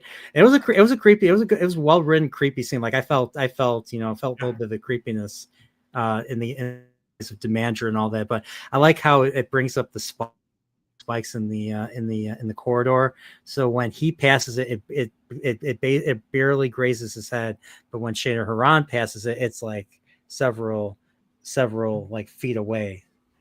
So it's just a nice weird little warping detail. Of reality. Everything in the description is just it's wonderful as far as how it's all put together. But yeah, Shader Haran is it's an interesting kind of character, but it's like an interesting foil for the Forsaken, or someone for them to basically give you their thoughts about what the fuck this guy's doing. So Yeah, and the thing is, like we find out, that the characters are dead. Asmodean's dead, but they didn't say Asmodean was killed by Balefire, so I don't think Asmodean was killed by Balefire. But he wasn't. So that's the other thing to note about Asmodean's death and how it happens. If Balefire was channeled to kill him from either Saidin or Sidar, someone who is there in Camelin would have sensed it. Like the nerds online trying to figure out at the time of his death and who the likely suspects were, basically dived into every little bit of minutia and lore of like who could have done it. Yep. And they drew up a long list, but in essence, they kind of settled on it had to be someone who was a Forsaken, because they had to know that Asmodean was with Rand and who he was going as kind of an alias. But then the method of doing it, because he could channel a trickle, he couldn't channel fully. But they had to do it in a way that wouldn't alert everyone who was around Asmodean. Yeah. So, yeah, he's not getting reincarnated because he betrayed the Dark One, so he dies the final death. So, the final death being his soul is not reincarnated. He's not coming back. So, does he still exist? Because when people die, their souls still exist in Teleron Riyadh, basically. No. Well, only heroes of the Horn. But doesn't everybody come back at some point? Everybody gets reincarnated, spirit, So like with the pattern, souls, the like pattern, they rejoin the pattern, then they come back, three ages later or something like that. Obviously, the Dragon Reborn, Matt's a whole bunch of people. But it's never explicit, right? So we don't know how the mechanics work, and it's not a kind of driving force. So Matt, yes, has his ancestral memories or whatever of being the gambler, but it's a pittance compared to the memories he kind of gets later from the Elfin. And there's hints of it, but it's not the driving mechanic of the world building, because you're not supposed to remember your past lives. Yeah, I didn't think Brigitte, so. Who got ripped from Teleran Riyadh, and at least initially in book 5, she knows all her memories. What you're going to note going forward, she begins to lose her memories more and more. So okay. Everything's kind of fading from her. That's kind of how it's supposed to be. So even if you are reincarnated, you're not supposed to remember who you were in your past life. Yeah, I didn't think that, but I'm just curious if, when people, people begin, are born and all that, are they born with the souls of the dead or people that have died in the past or something? Or, I mean, that's just something that I was thinking about the other day. So if that's never really answered, that's not really part of the thing, then I don't know. It's not answered. I wonder had Jordan lived, he would have probably shed more light into that. Maybe, I don't know. I don't know that's really important. I mean, you can assume they're reincarnated, just how long, right? I mean, if your soul is in the pattern and the way the 100 the heroes are spun back out, you can either assume it's just if you're special you get spun back out, or it works for everybody just under a longer timeline. At the end of the day, you got a story called The Wheel of Time, but they only cover, or Jordan only covers, the third age.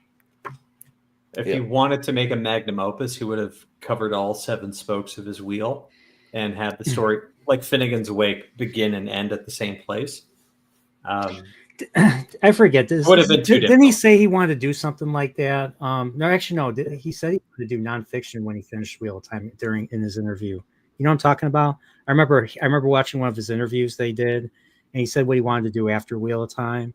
And when you hear that, you're like, oh man, especially way after the fact. So I forget if he said something like that he wanted to do another like that. Oh well, it when doesn't he matter. I guess it doesn't matter. If when he started the Wheel of Time, he wanted to actually do a wheel, like I give myself 7 ages and I'll do a Finnegan's Wake thing. His ambition might have been like, okay, let me do a trilogy here that does 1 age, and then the next trilogy will be the next age. But he never. Yeah. Oh well. 14 books to every age. That would have been a ton of books. Yeah, that probably would have been so I got a question. I'm guessing this is a read and find out, but the whole Nameless thing, so Demandred gets the Nameless, and that's something that we find out that Samael wants for himself. Demandred gets what? Nameless. Demandred wants to be nameless. He wants to be nameless. Samael wants to be nameless. So he does not. He is never named nameless.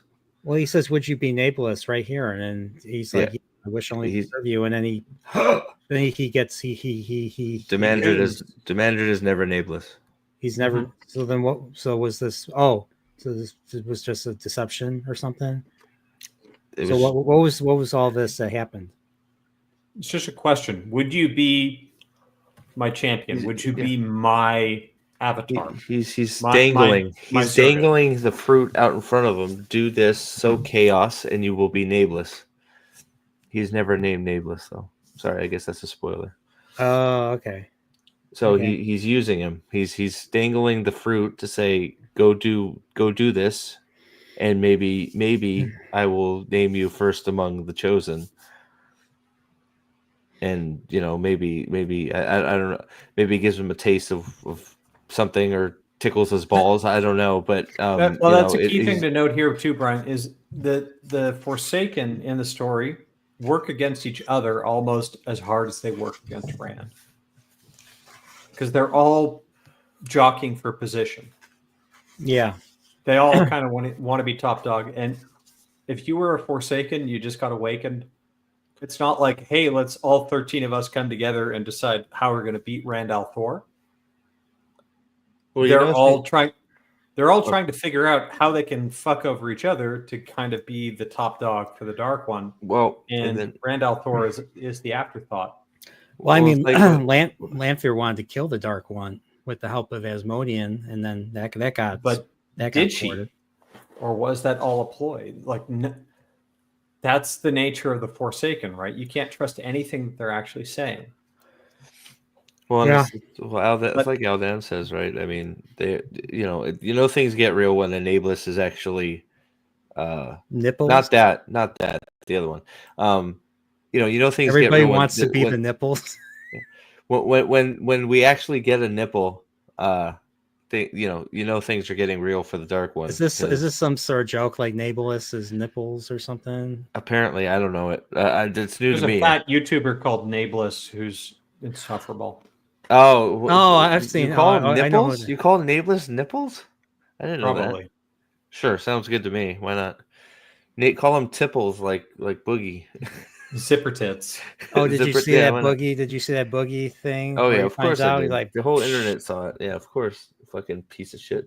But yeah, so it's the Dark One's favorite little dangle. Like, you can be nameless if you do this, right? Okay, so it's like key jangling, right? And then eventually, nameless is named, and then things are real because, well, you can see actually the nameless has some real power.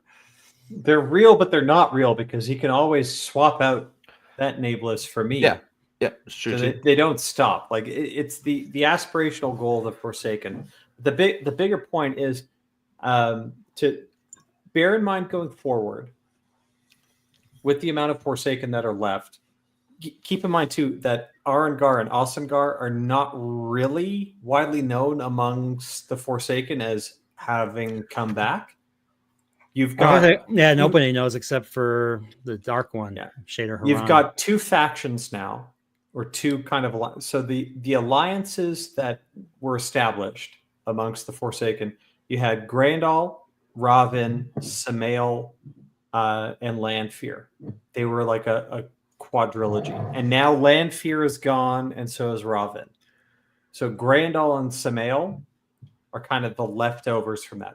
Asmodean was inside that plan, but that was mostly through Lanfear, because Lanfear was trying to steer Asmodean to basically teach Rand stuff or whatnot. So that was the block of 5. Yeah.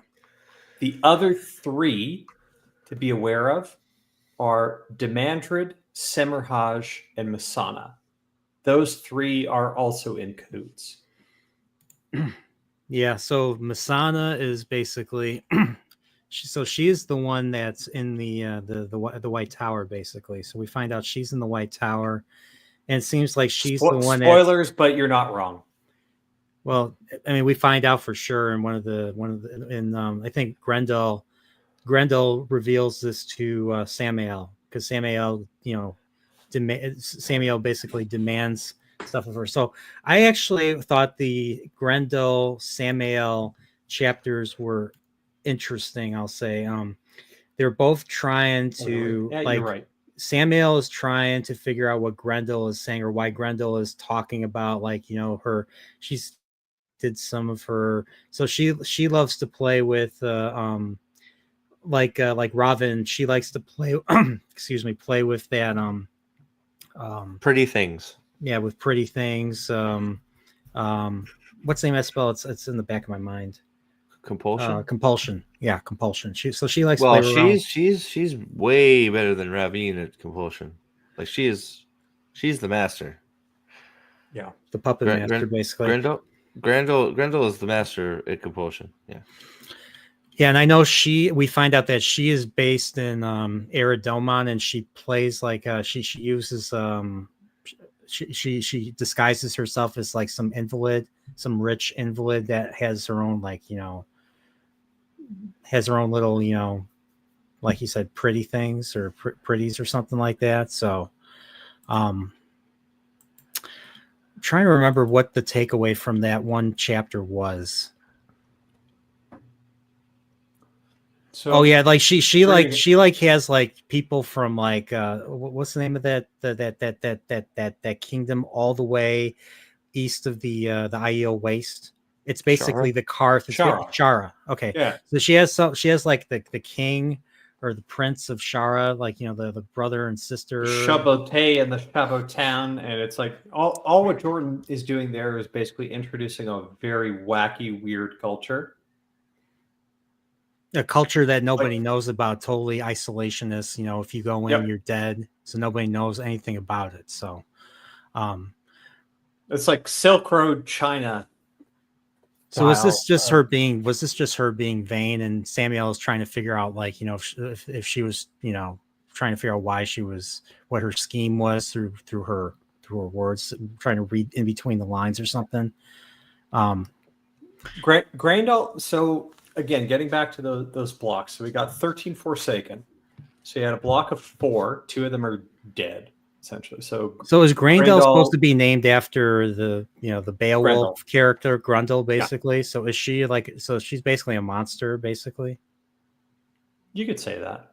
She's not literally, but like, I mean, they're all monsters, but yeah, I mean, I guess. But where I'm going with this is, so you have a block of 4, you have a block of 3. Asmodean is tangential to the block of 4. Moghedian is off doing her own thing, so you're up to 9. And then you've got Agenor and Balthamel, who just got resurrected. That gets you up to 11. Bilal has been bale-fired. Raven was part of the block of 4. I'm going to forget one of them. Ishamael is in here as well. And there's one Forsaken that I'm then excluding from all this fucking shit. So 5 plus 3.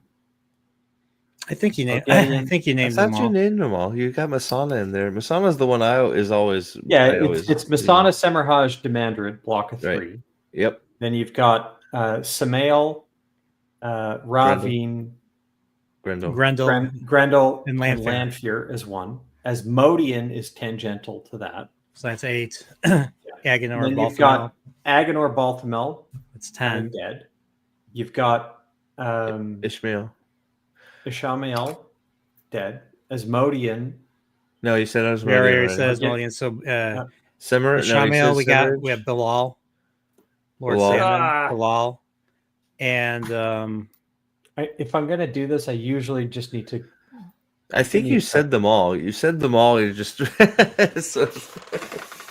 just kind of got a list of the Forsaken. Agenor, Bothamol, Balal, Masana, Cimarog, Ravine, Samael, Demandred, Mogideon. There he is, Mogideon. That's the one. So 13. So Mogideon and Balal are kind of. That's it, Mogideon. Not a loose association or not. The Spider versus Werewolf. Yeah. Does she turn now? I am still. Hey, season 3, Steve. Spider versus Werewolf 2025. She turns into a spider. She turns into a spider.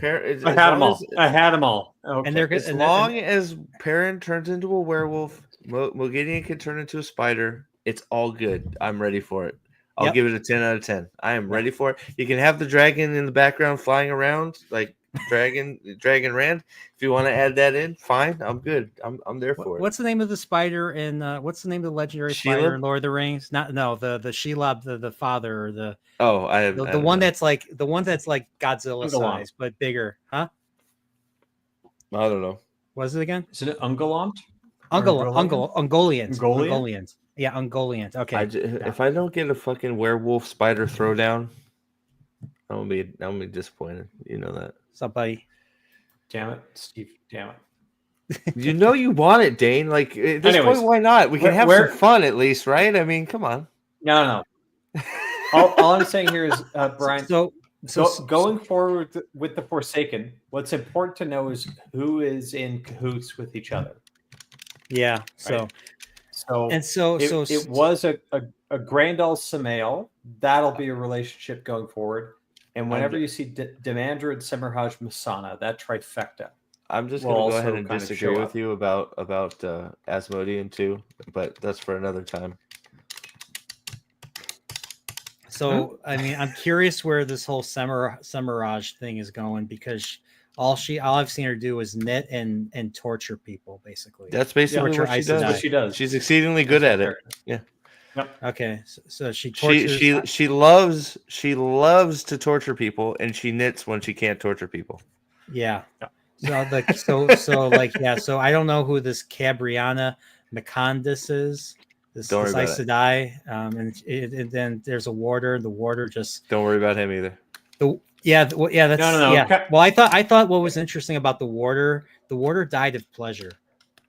I thought that was interesting that he died of pleasure. Like he wanted. That's how I'm gonna die. But she in bed with the woman's mouth around your cock, like Tyrion Lannister. Look, man, I'm not loving the show. I'm just trying to give the show ideas. If you're telling me if we get a giant werewolf versus spider scene, you're not gonna love that. I mean, come on. Like I'm trying to sell tickets here, show. Like, sorry. Apologize. No, Capriana. But I was gonna say, does that go anywhere? Does that Semirhaj thing go anywhere? Don't worry about it. It'll come up. Dane's saying, remember it. Don't worry about it. Concentrate on the main characters. Capriana. You'll meet Semirhaj soon enough. Yeah, Semirhaj. Don't worry about in like 4 books. Yeah, Semirhaj will pop up and be like, "Oh, there she is." I wouldn't concentrate on Semirhaj. You know, I wouldn't. Yeah, you know, try and figure out the hints if you want. But like, they'll pop up when they need to. Otherwise, you know, unless you're really hell bent on it, you can examine what they're saying. But I don't think Semirhaj really leaves too much hint where she's at. Okay. Right now, anyways. Maybe later, but not right now. Yeah. And so all right, so so that's pretty much the Forsaken. And there was one chapter I just read, and that we get to see a certain Padon Fane kind of shows up again. And so apparently he finds out that an assassination attempt against Rand fails. You know, the Gray Man comes in, and then Time, you know, takes out the Gray Man before Rand can question the Gray Man. I didn't even know you can question the Gray Man. I thought they're just like, and they just go after you no matter what. Nothing will stop them unless they kill you, basically. So, but apparently he thought, maybe I don't know. I don't know. So this is gonna get this is where it got a little interesting for me. So I'm like, Padon Fane now is like, okay, he feels Rand, and he also feels Alana. We'll get to that part, but I thought that was interesting. Is there like an equivalent? Is there like a connection? I forget like what the connection was. So like he was originally supposed to sniff Rand in Eye of the World. He was like a bloodhound basically. So was there just a connection there? I thought it was just I thought it was just like him being on the scent. I didn't know there was like a deep connection too, that he feels what Rand feels or something like that. Because apparently he feels Alana too, and I thought that was interesting. Yeah, chapter 30, Wheel of Woke Sellouts. I just started chapter 30. So Nynaeve just healed Logain, and I'm just started reading the chapter 30 where the Aes Sedai are coming in. They're like seeing this for themselves, and that's where I left off. So that's how far I got. I haven't gotten past that. So I didn't get to the ending of this book yet. So yeah, that's where I'm at. Padan Fain has basically been distilled by the Dark One in order to hunt the Dragon Reborn, so he can sense Rand wherever he is. That was kind of established kind of early on.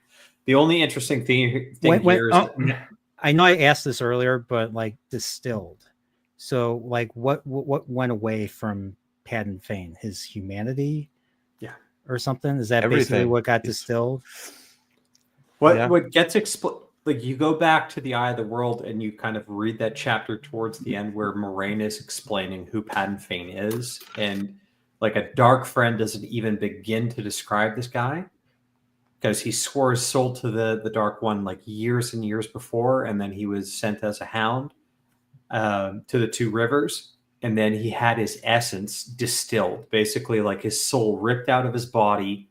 The Dark One sifted through everything. And then the Dark One decided, all right, these are kind of the key moments, the key elements of him, and put him back in. And that'll help him sense Rand. And now we'll send him back to the Two Rivers. And then I forget, did he get abilities because of the distilling, or did he get abilities because of the more death dynamic? Both. It's a synthesis of the two, which makes him kind of like a quasi ultra villain. He is like the unique. He's an evil unto himself that has never been before, because it's both. Yeah, they both sort of. He's a recombination, and you don't know where. There's an element of chance as to what power, what kind of evil is going to be dominant at whatever moment, and that's what makes Fain interesting as a character and as a villain. Yeah, I'm curious. I am assuming that this passage of chapter 28 is the only thing we see of Padan Fain in this book. I'm assuming we don't really see him until the next book or something. Yeah, I think that's right. Yeah, because it seems like he just kind of pops in and pops out of the story in each book. I don't know. I heard he's missing in a few books or something. And then he's not in all. He's not in quite a few of them actually. I still think that's one of the missed opportunities of the series is Padan Fain, if I'm being honest. Yeah, that's why I heard too. I think that's probably one of the. If I had to pop a disappointment out, is Padan Fain. I don't think I know some people. I think it was Alan that said he liked how his end went. Yeah, but he did.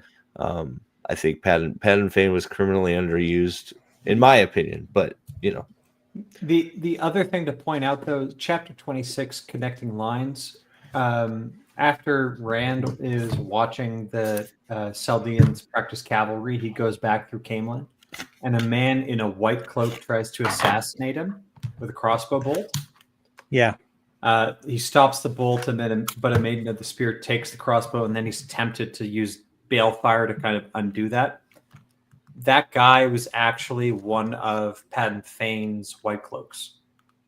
Yeah. I know that's. Yep, I know that's right.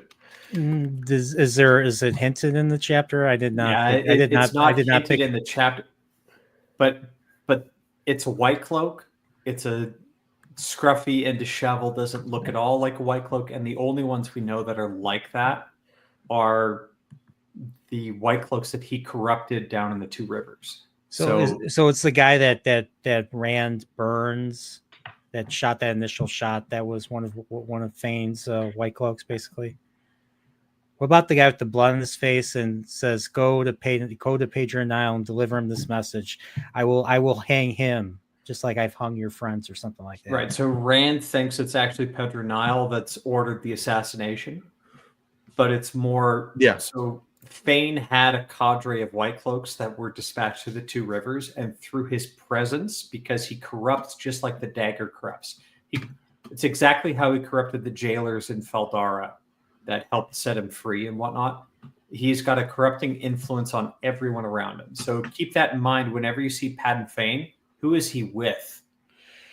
Well, in this case, he was with a child who he smacks backhands and a woman. And then he's like, okay, I'm going to have, you know what, maybe I need a woman. Maybe I'm so pissed that the Forsaken are going after Rand. You know, Rand is mine. He's my kill. He's my kill. And he's like, you know what, I need to blow off some steam. So he takes the woman. He's like, I'm not going to hurt you. And then, yeah. And he doesn't. Price some rough sex. But just keep that in the back of your head, like throughout all this. Like Padden Fane is a driver behind assassination attempts on Rand. Even the gray men, they were the gray people. What? Hey, I'm in Chicago. I gotta be politically correct. No, you don't. Not anymore. No, they're older people, Dane. They're not older men, they're older people now. Wait, what? Aldermen are not aldermen anymore here in Chicago. They're older people. That's the dumbest thing I've ever fucking heard. I am not joking. I am not joking. Signs on the lawns. It's real. And it's funny. It's really funny. So no, it's not funny. Let's it is funny. That. Robert Moore, what's up, Robert? How you doing? It's good to see you. I haven't seen you in a while. What's up, Robert? So So only thing that's left is Rand at this point. So I'll be honest, I loved all the Rand Mazrim Time stuff. I loved how the first chapter begins with him fighting a bunch of people, and he's like, if you can touch me, I'll pay you and stuff. And then Davin Bashir shows up. We met him at the end of the last book, and then Mazrim Time comes, and then there's a lot of tension there, especially between Davin Bashir and Mazrim Time, because Mazrim Time is from Saldea as well, and he's killed a whole bunch of people. Bashir was hunting tame for a period. Yeah, and I liked the quote. I loved the Mazrim Time quote that I included in the thumbnail.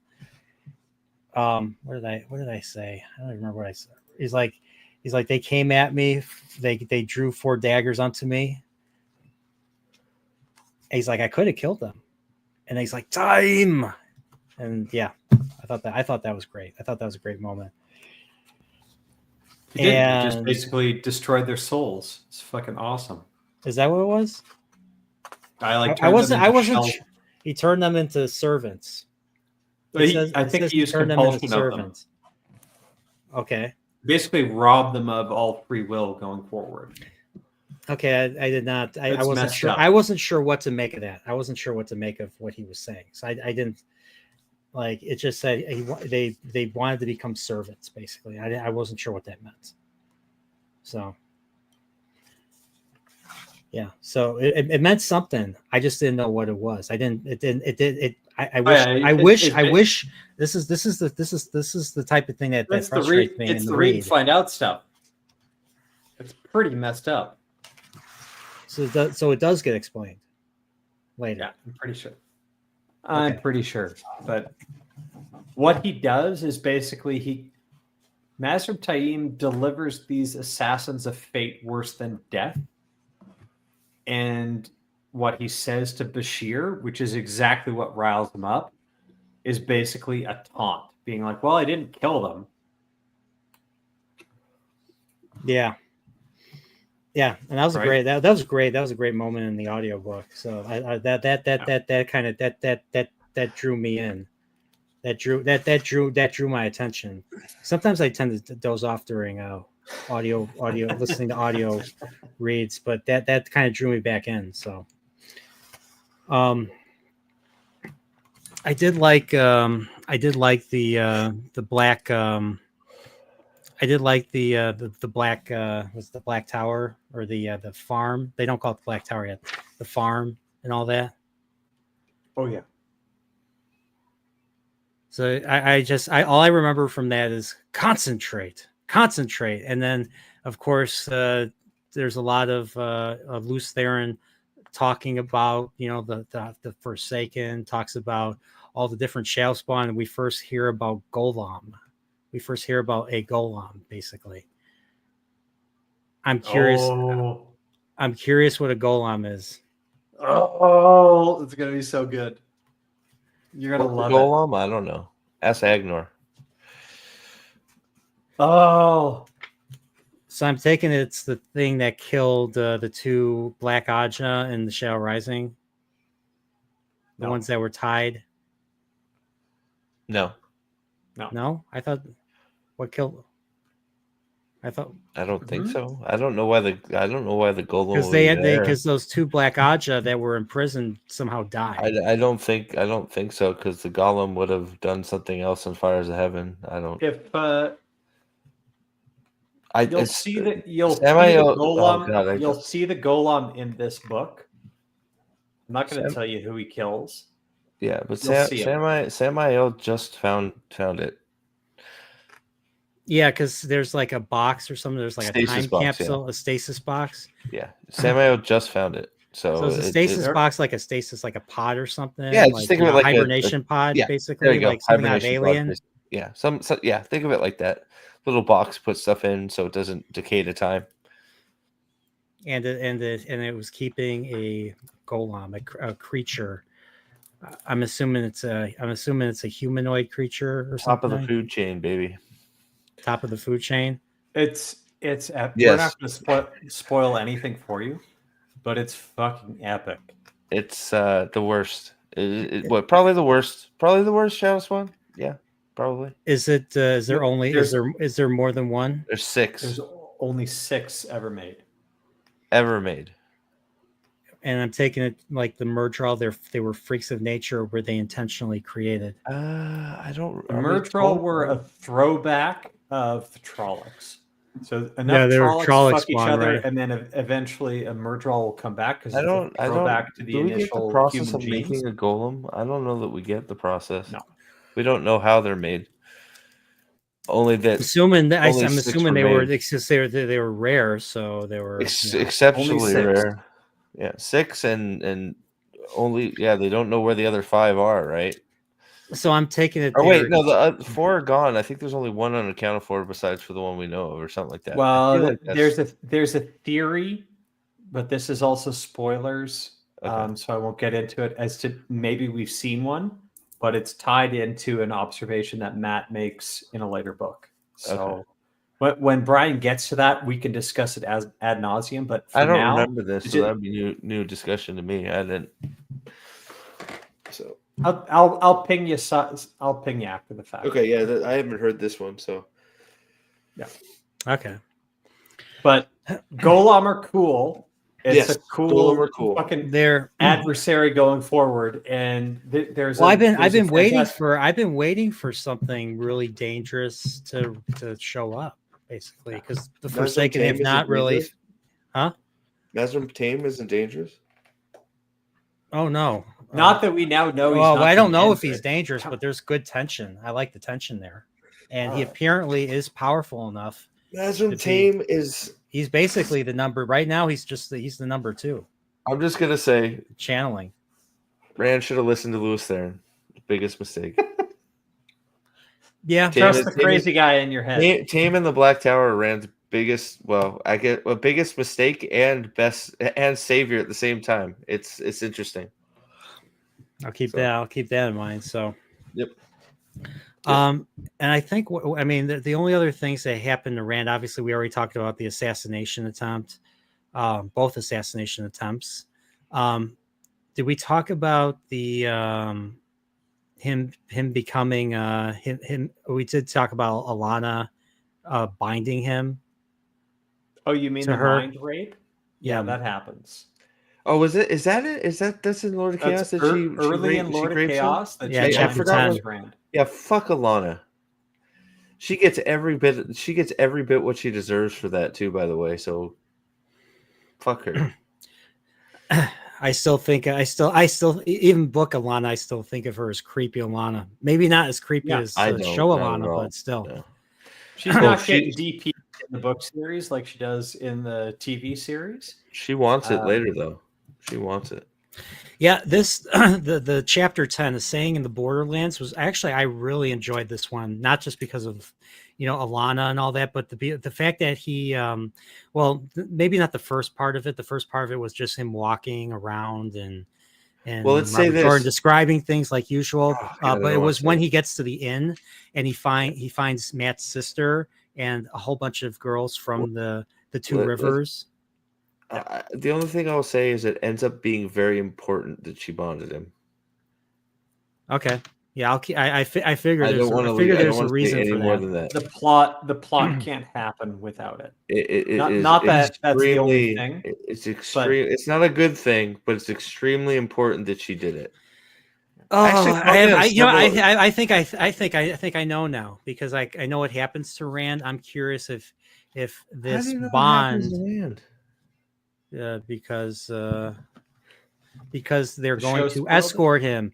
They're going to escort. He's going to escort them to. They're going to escort him to the tower. Doesn't say how they're going to escort him, but the name of the chapter at the end of the book is called "The Taking." Who are they going to take? Why did you read the glossary, Brian? Fucking spoilers. I didn't read the glossary. I read the table of contents. Oh, that's what I meant. I've been drinking. And I read this. I made the mistake of reading this. Was that I knew he was going to get captured. I knew that he was going to get captured.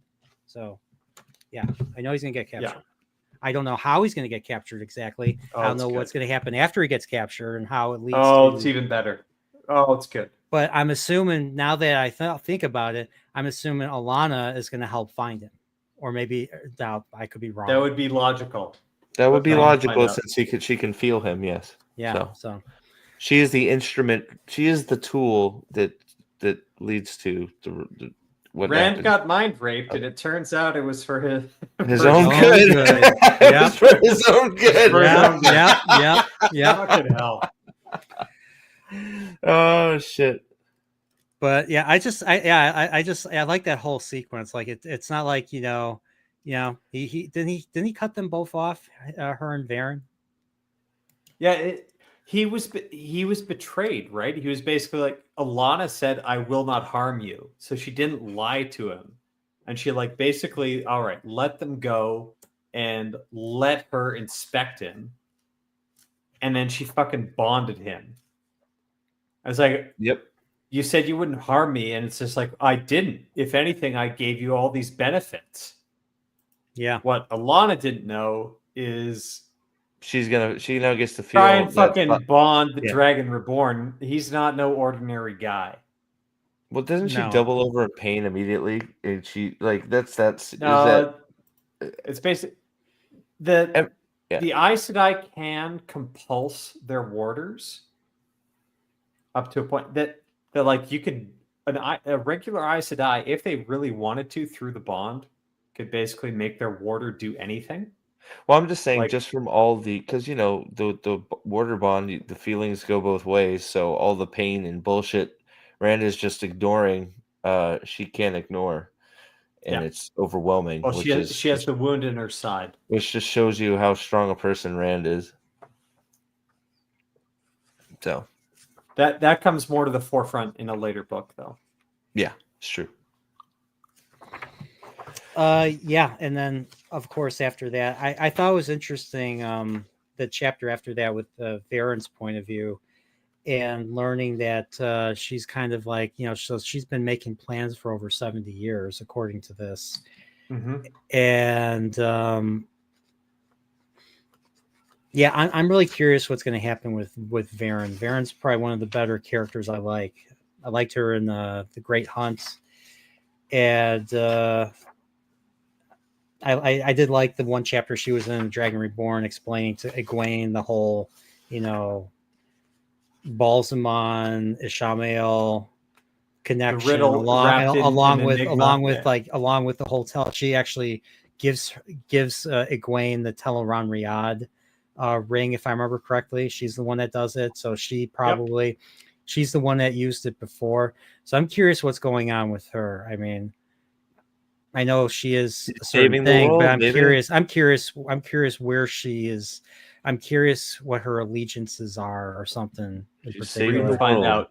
one action at a time. Brian, just star this. Like, as far as Varen plots, pay very close attention to what she does, what she's capable of doing, and come up with some thoughts and theories. But everyone's going to say read and find out until the end. I'm pretty sure he already told us he knows what's up with part of Varen. Well, I know I know what she is. I just don't know what exactly how she is, or exactly. But yeah. that's the key satisfaction at the end. Is okay if she is that, or maybe she was that, and maybe she's not that now, or she's trying to make I don't know tone.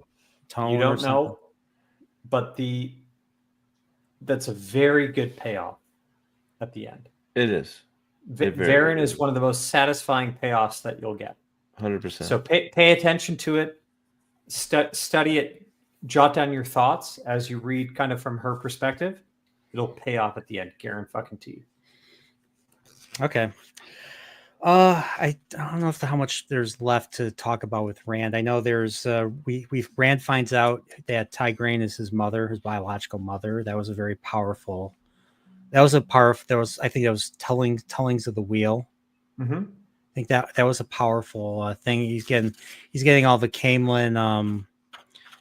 He wants to know that he doesn't have the hots for his cousin, like all of us. Yeah, that was in a later chapter. I think that was in a later chapter. There was the one with it was the one where he gets he nearly gets assassinated by the White Cloaks, and then he calls upon that one historian woman who is so self-important or something, and he tries to find out who he's related to. That's the only thing he cares about, and he finds out that he's not related to Elaine. And he tries to find out if Tigraine and Morghese are related, and aren't they like very distant cousins, like 4 or 5 generations removed? So in other words, nothing. It's basically like if Tigraine was from a noble house of Andor, and so was Elaine, how related would they be deemed by like the common folk? And it's like, well, if they were villagers, they would be related at all. Like they'll both have lines to the original king or queen of Andor, but not significant. Going back 1,000 years to a common ancestor, you're fine. You won't be Leigh's cousin's Donjaroos, so it'll be fine. No retard babies coming from that union, or will never say never, but yeah. Well, yeah. So yeah, we got that nice little world building right there. Learning a little bit more about that part of history, the Aiel War, and all that. And then after that, the whole Samael, sending the messenger, and then the messenger guy gets like, the messenger says, "Hey, I want a truce. You scratch my back, I leave you alone. I scratch your back, you leave me alone," type of deal. And he's like, "I will never make a deal with you." And then the guy's eyes, the messenger's eyes explode in a horrific way. Yeah. And it's just like, oh, well, Samael wants to face him in the last battle. And, well, I know a little too much about Samael to know that Samael does not get his wish. But all the Forsaken are positioning to basically Do the last battle, like 1-on-1. Yeah, okay. This is where Samuel, I think, meets his You've read ahead. I did not read ahead. I just know, or I may have looked at this. Oh, what can I say? You just know. Like, of course, you bought the just books, know and then you read the dust jackets of all the big fancy books he read. So he got to, like, book 11. It's like, I try to forget. I try to forget as much as I Forsaken can. are dead. Rand decides to go and do this, that, and the... Yeah, okay, exactly. Well, I think if I suspect not all the Forsaken are going to die. I suspect. That's also probably because you read the fucking dust jackets, but yeah. Well, I suspect a certain Forsaken is not going to die. I know it's going to be. I know it's a woman, and yeah. Again, what I was saying at the start of the stream is the first 5 books really set up that promise that there's a Forsaken fight at the end of every book, and that Rand is able to cross someone off the list. That doesn't happen at the end of book 6. That's like a big deviation from the accepted pattern, but that's kind of what to expect going forward. You're not going to get a Forsaken fight to kind of cap off every book, and it makes sense. It's not like Rand would be going around hunting out all the Dark One's lieutenants, killing them all, and then getting to the final battle. So if you were thinking that kind of going it, that's not what you're going to get. For the better. I didn't think so. So we already brought up Mangan, right? Mangan. Only insofar as I put Mangan did nothing wrong in my.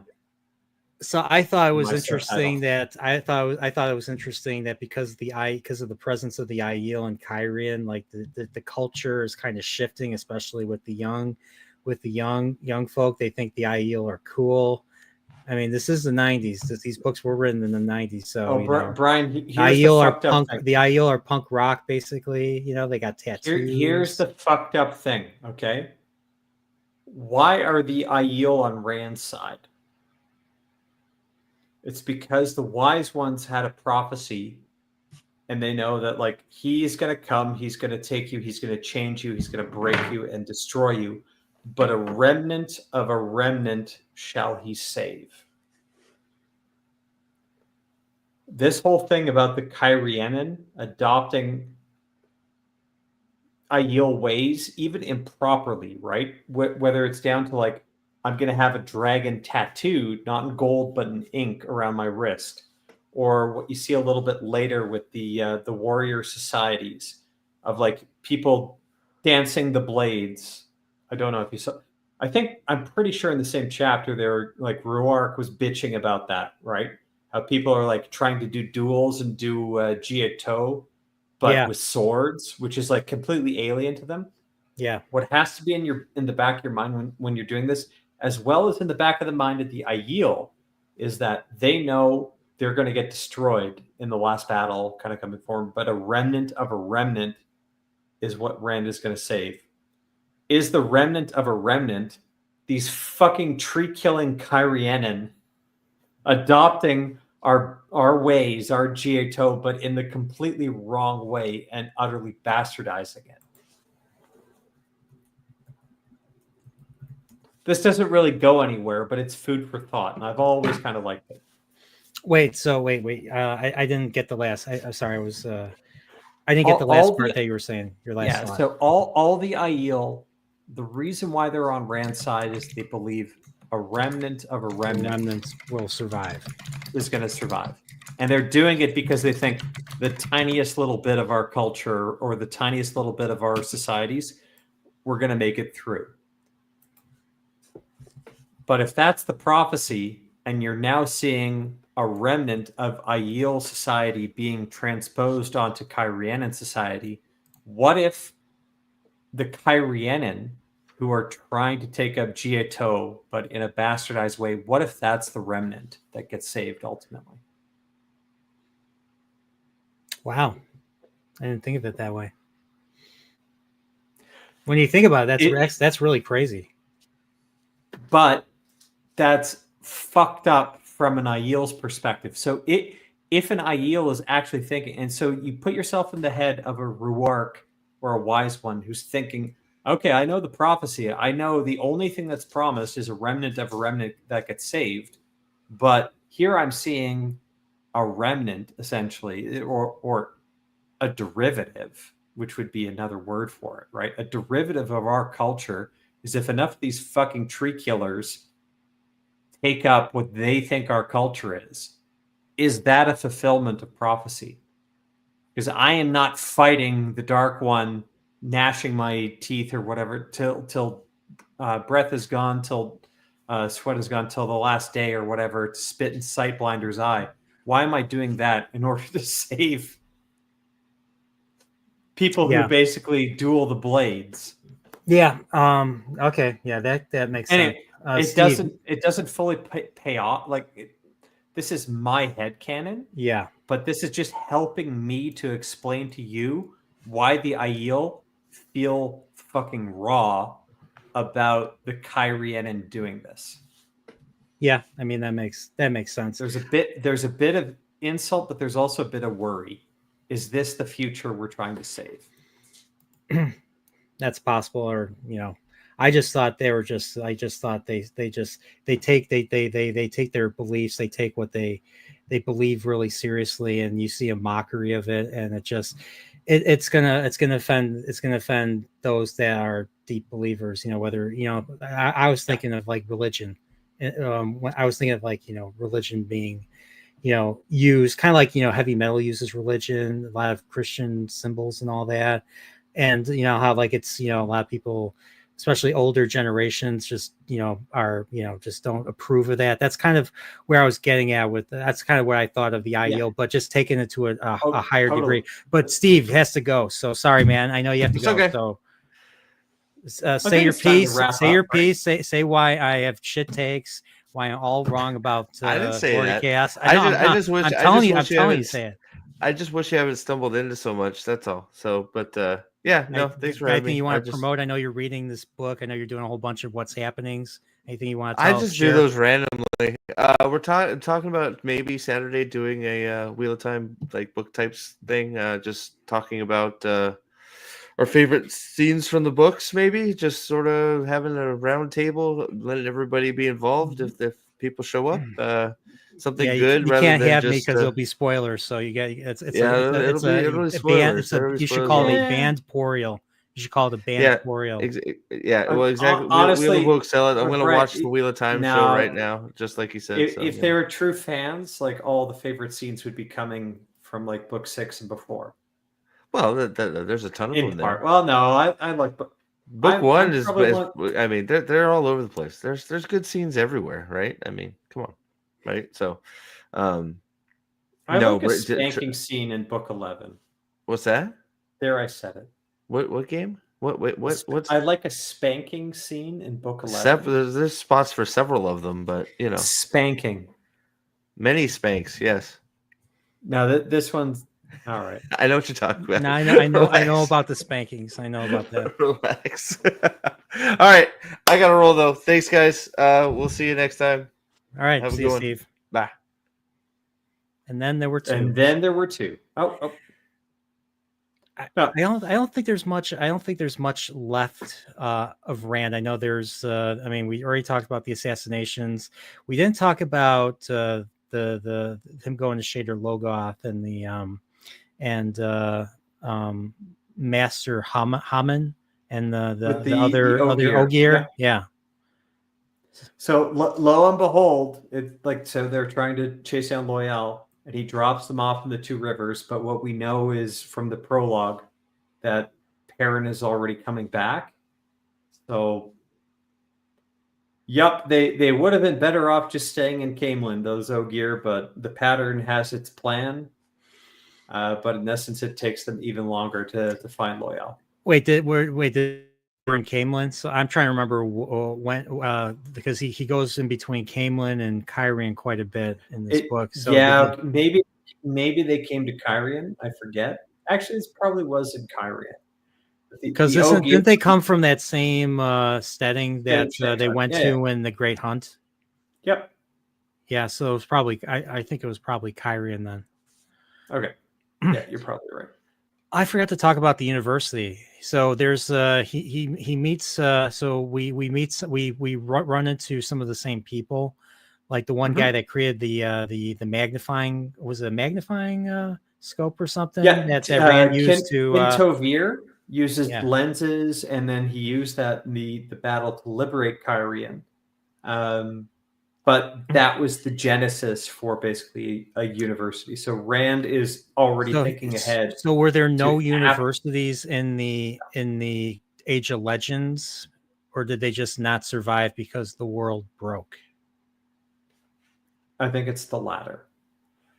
Because Kolam Don, where Miriam Lanfear and Betamon, who drilled the bore, where they worked, was basically the equivalent of the university. Yeah, and we meet a few other people. There's like a steam engine.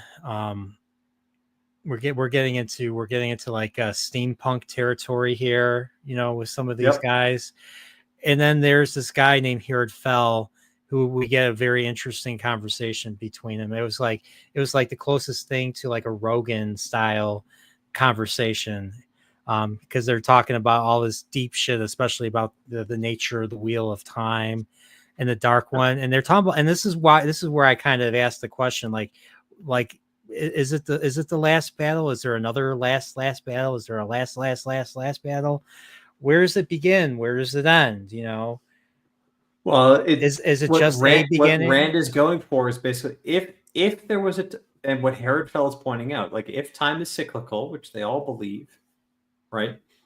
Then there has to be if existence continues, if the wheel doesn't break, like if there's not a loss or an L at the last battle, it's not a last.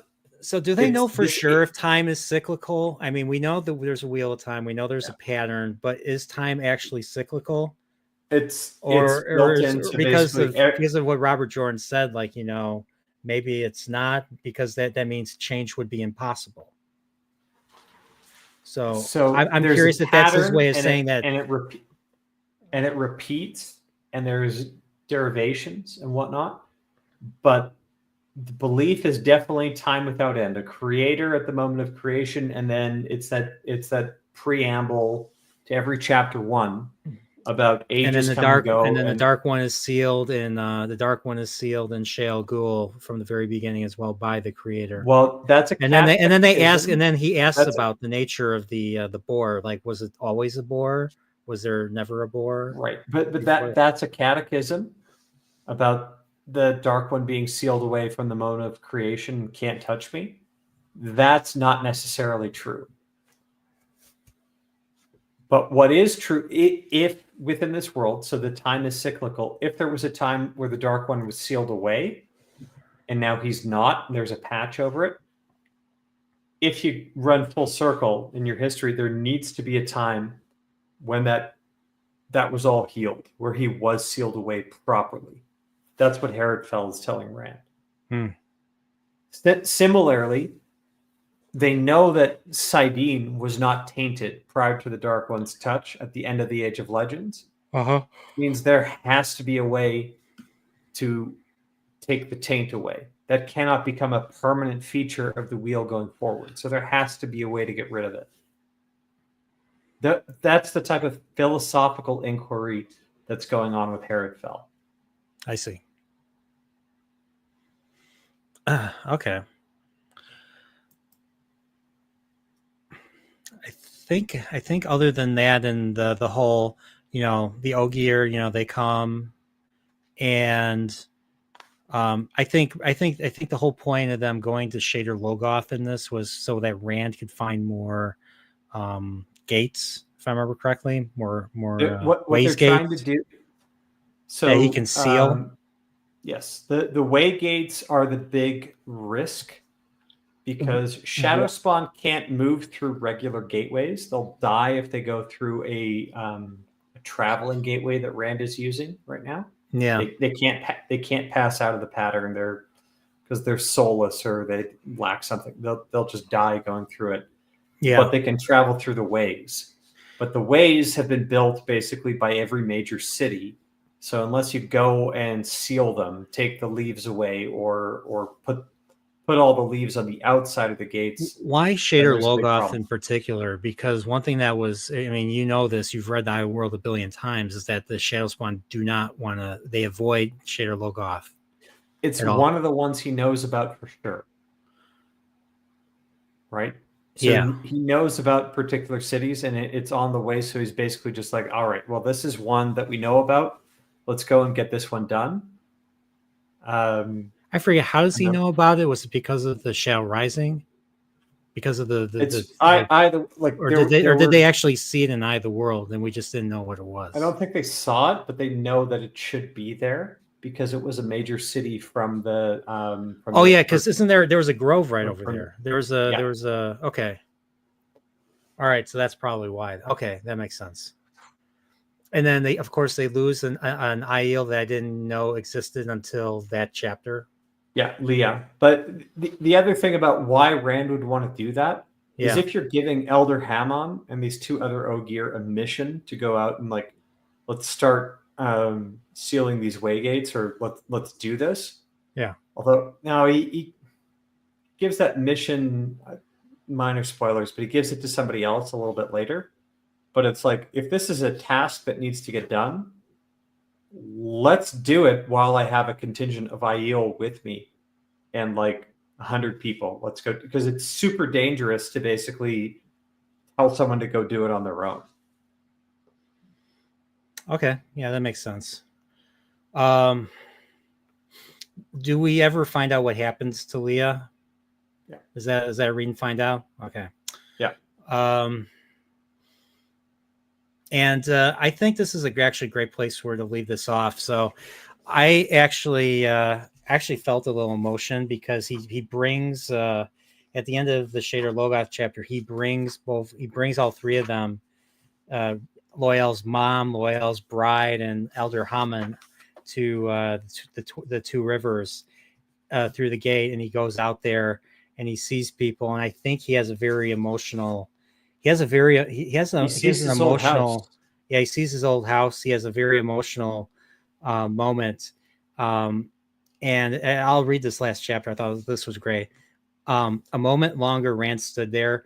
People had appeared outside the house, watching the Ogier approach. But Rand stared north and west, not towards Emmons Field, but toward the farm where he had grown up. When he turned away and opened the gateway to Camelin, it was like tearing his own arm off. The pain was much more suitable memorial for Leah than a scratch. So that just kind of told me, like the story is far from over. He's got too much to do that he doesn't have time to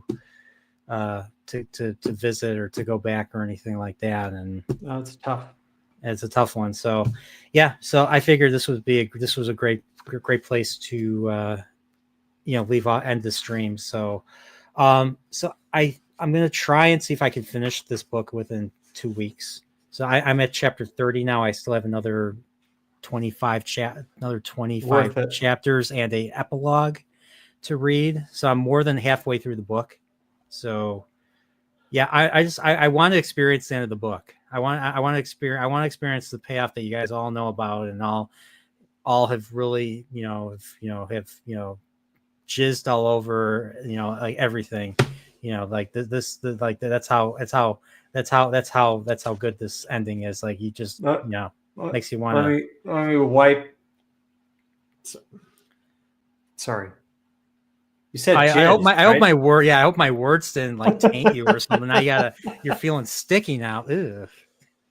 So only a little. Viking Moose. Now, thank you for being here. You're probably the one person on X that actually, nobody on X, even though I have like currently like 50 people on X, only 4 people on YouTube watching right now, which is annoying, but oh well. Thank you, YouTube. But X, actually, you're not a bot for a change, so that's a good thing. So for once, they're not all bots operating on the X side of things. So because I'm dual streaming this on X and YouTube, all my followers are bots. There you go. Same here. Almost. So, All right, Dane. Anything you want to? I figured a great place to end. Dane, do you have anything you want to promote? I know you guys were doing the rewatch we're doing yesterday. Rewatches, but Pips needs to fucking edit our jokes down does he even have the means to edit stuff? I mean, I don't know. He's in a bunker somewhere waiting to You'd think he'd have nothing to do but to do his aerial bus driving that he himself has said.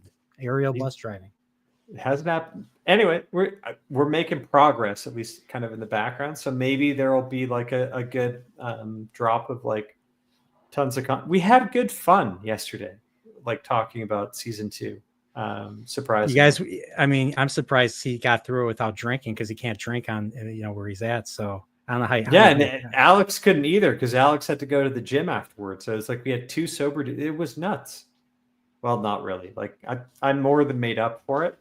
But for example, we covered the Rand kills the other male nurse scene from season 2. And the fact that led to him getting access to Logain, which happens a little bit late, that's so inexplicable. We had the very good theory that this is probably not the first male nurse that Rand had killed. That he had probably killed several male nurses before that, trying to keep killing his way to get the job. So Rand is quite obviously a serial killer. Yes, that's how I feel about all the good guys in that show are murderers basically. I rather hang out with Ishii. You'd kind of wake up next to you and like, well, creepy. Nobody's perfect, Dane. Nobody's perfect, but hey, I'd rather have him sell me a Subaru. Yeah, who wouldn't? Have you seen the new lineup of Subaru? No, I haven't. Oh, they look. That's a fine automobile, but anyways, not sponsored by Subaru. Brian, I have to say honestly, I love that bookshelf of yours behind you there. I love that you got the whole series. That is gorgeous. Yeah, you got the whole. I managed to fit. I managed to fit all 14. Like I have to squeeze them in order to get all 14 to fit in a single row. So I have New Spring as well. It's like in the corner, but it's a perfect fit on an IKEA bookshelf. Bookshelf, perfect. Yeah. I got the bookshelf that goes all the way across. It's gorgeous. This shelf I got from Pier 1 Imports. It's a folding shelf. So I bought it years ago when I was living in Central Illinois. So it's the one thing I took with me from that. So IKEA is not expensive. But. So. All right, but yeah, everybody, thanks for being here. Definitely check out the previous streams if you haven't been here before. Definitely consider subscribing, hitting the like, hit the bell for notifications. I plan to do this again in 2 weeks. Hopefully, Dane, you're available, and hopefully we get it was a good 4 people today. So very different from how I started, but that was 2 years ago when certain people were still available to do stuff. But hey, that's life. So all right. we did half a book in one stream. Yeah, that's I know. So this wasn't a handful of chapters like previous streams. This was 30 chapters. 30 chapters, and we're plowing through this. Yeah. So the next one's probably going to be the second half. I think we'll see. So, all right, guys. Stream for Crown of Swords, and we'll just rip and roar from there. Yep. All right. So, all right, everybody. Later.